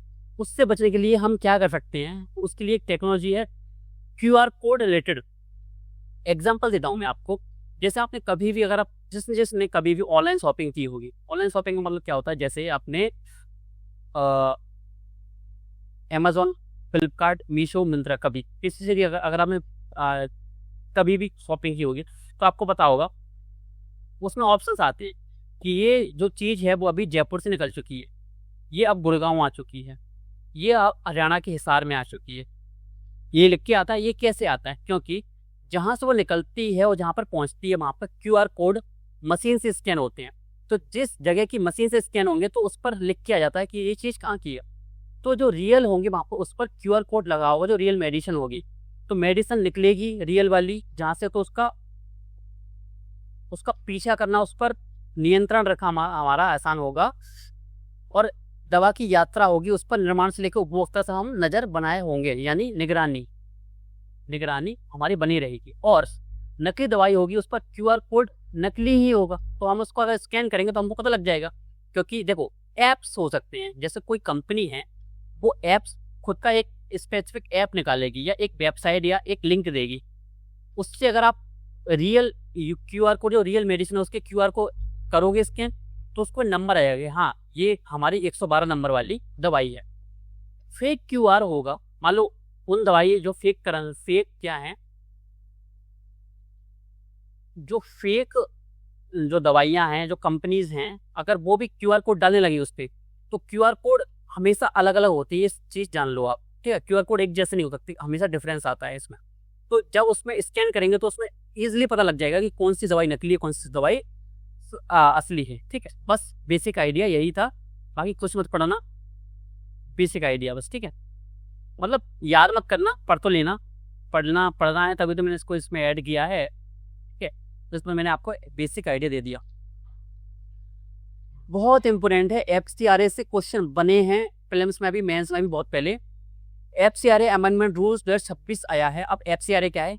विदेशों से अगर पैसा आता है तो उस पर हम विनियमन करते हैं, नियमन करते हैं, उस पर हम निगरानी रखते हैं। केंद्र सरकार ने FCRA अमेंडमेंट रूल्स 2026 अधिसूचित किए हैं। NGOs पर अनुपालन संबंधी नियम और कटे हुए हैं। अब मुख्य बदलाव क्या किए हैं गवर्नमेंट ने? पर्पज स्पेसिफिक रजिस्ट्रेशन आप करवाना होगा। जैसे मान लो मेरा कोई NGO है या कोई ट्रस्ट है, हम काम करते हैं वृद्धाश्रम के लिए। NGOs को विदेशी फंड केवल पंजीकृत उद्देश्य के लिए उपयोग करना होगा। जैसे हमने अपना उद्देश्य जो रजिस्ट्रेशन किया है कि हम वृद्धाश्रम में काम करेंगे, हम इसके अलावा कोई काम नहीं कर सकते। यानी काम तो कर सकते हैं, जो पैसा हमारा आया है उस पैसे का यूज़ हम किसी अन्य क्षेत्र पर नहीं कर सकते। हम ऐसा नहीं कह सकते कि हम छोटे बच्चों के स्कूल खुलवा देंगे फ्री ऑफ कॉस्ट, नहीं। आपने वृद्धाश्रम के लिए रजिस्ट्रेशन करवाया है तो उसी के लिए आप काम करोगे। अब एक चीज़ ये, सेकेंड है फ्रेश अप्रूवल करवाना पड़ेगा गतिविधि क्षेत्र बदलने पर। यानी वही सेम एज इट इज़ कि मेरा वृद्धाश्रम है, मेरा ट्रस्ट जो वृद्धाश्रम पर काम करता है, अगर मुझको नए स्कूल्स ओपन करवाने हैं तो मुझे नया अप्रूवल चाहिए गवर्नमेंट के थ्रू कि हाँ मैं स्कूल्स ओपन करवा रहा हूँ। मैं ऐसा नहीं कर सकता कि मेरे पास 100 करोड़ रुपए फंडिंग आई है, ये 1000 हो गया, 100 करोड़ आई है, उसमें से 20 करोड़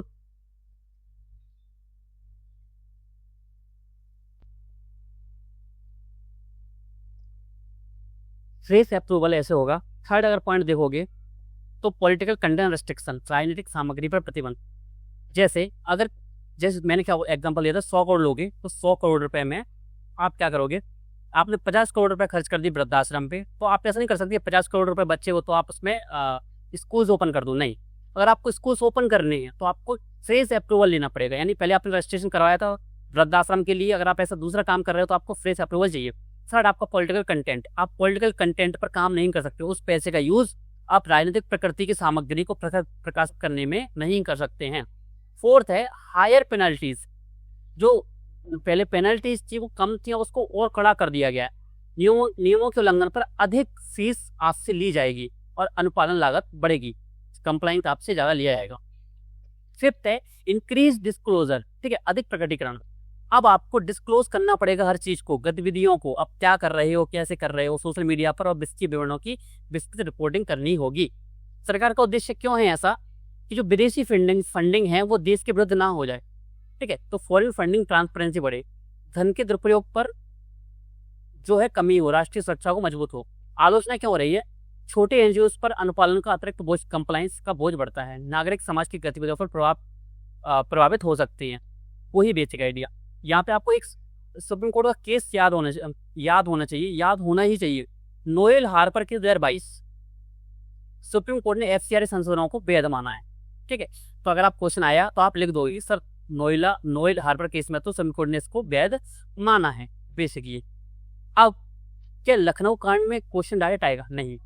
लखनऊ में अग्निकांड हुआ, आपको पता है, कोचिंग में आग लग गई थी, इसमें से कुछ बच्चों की मृत्यु हो गई, कुछ स्टूडेंट्स की मृत्यु हो गई। अब अगर इसमें देखें हम,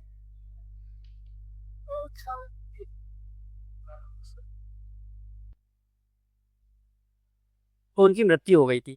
अब इसमें क्वेश्चन कैसे बनेगा? लखनऊ अग्निकांड से तो क्वेश्चन पूछेगा नहीं, क्योंकि लखनऊ एक सिस्टर डिस्ट्रिक्ट है, लेकिन वो क्वेश्चन पूछा कितने, क्वेश्चन ही है डिजास्टर मैनेजमेंट का, यानी GS3 के सब्जेक्ट का। किसका है? Disaster management. ये तो आपदा ही है। आप देखें ना, अग्निशमन, आग से बचाव, तो किस तरीके से काम होता है, घटना के प्रमुख कारण कैसे हैं। मैं इसको पढ़ा भी चुका हूँ प्रीवियस ईयर क्लासेस में, फर्स्ट या सेकंड क्लास में, याद नहीं आ रहा, फर्स्ट या सेकंड क्लास में ये बात था। अनाधिकृत भवन उपयोग किए जा रहे हैं, जो रजिस्टर्ड नहीं है, उनमें सुविधाएं नहीं है, भवन को व्यावसायिक उपयोग की अनुमति नहीं थी। खुद का घर था, हमने कोचिंग बना ली उसको। तो घर होता है, उसमें लिमिटेड लोग रहते हैं, छोटा गेट रहता है। ज़्यादा लोग रहेंगे उस गेट से निकलेंगे कैसे? अगर आग लग गई, मान लो गेट पे ही आग लग गई, तो खत्म। बार बार नोटिस मिलने के बावजूद संचालन जारी रहा, अग्नि सुरक्षाओं का उल्लंघन किया जाता है। व्यापक कारण क्या होता है? शिक्षा क्षेत्र का अनियोजित विस्तार हो रहा है। कोचिंग और प्रशिक्षण जो संस्थान है, उनकी संख्या तेजी से बढ़ रही है। कोचिंग इंडस्ट्री इस टाइम पर लगभग 2017 से लेकर 2026 तक सबसे तेजी से बढ़ता हुआ एरिया है, सेक्टर है ये वाला।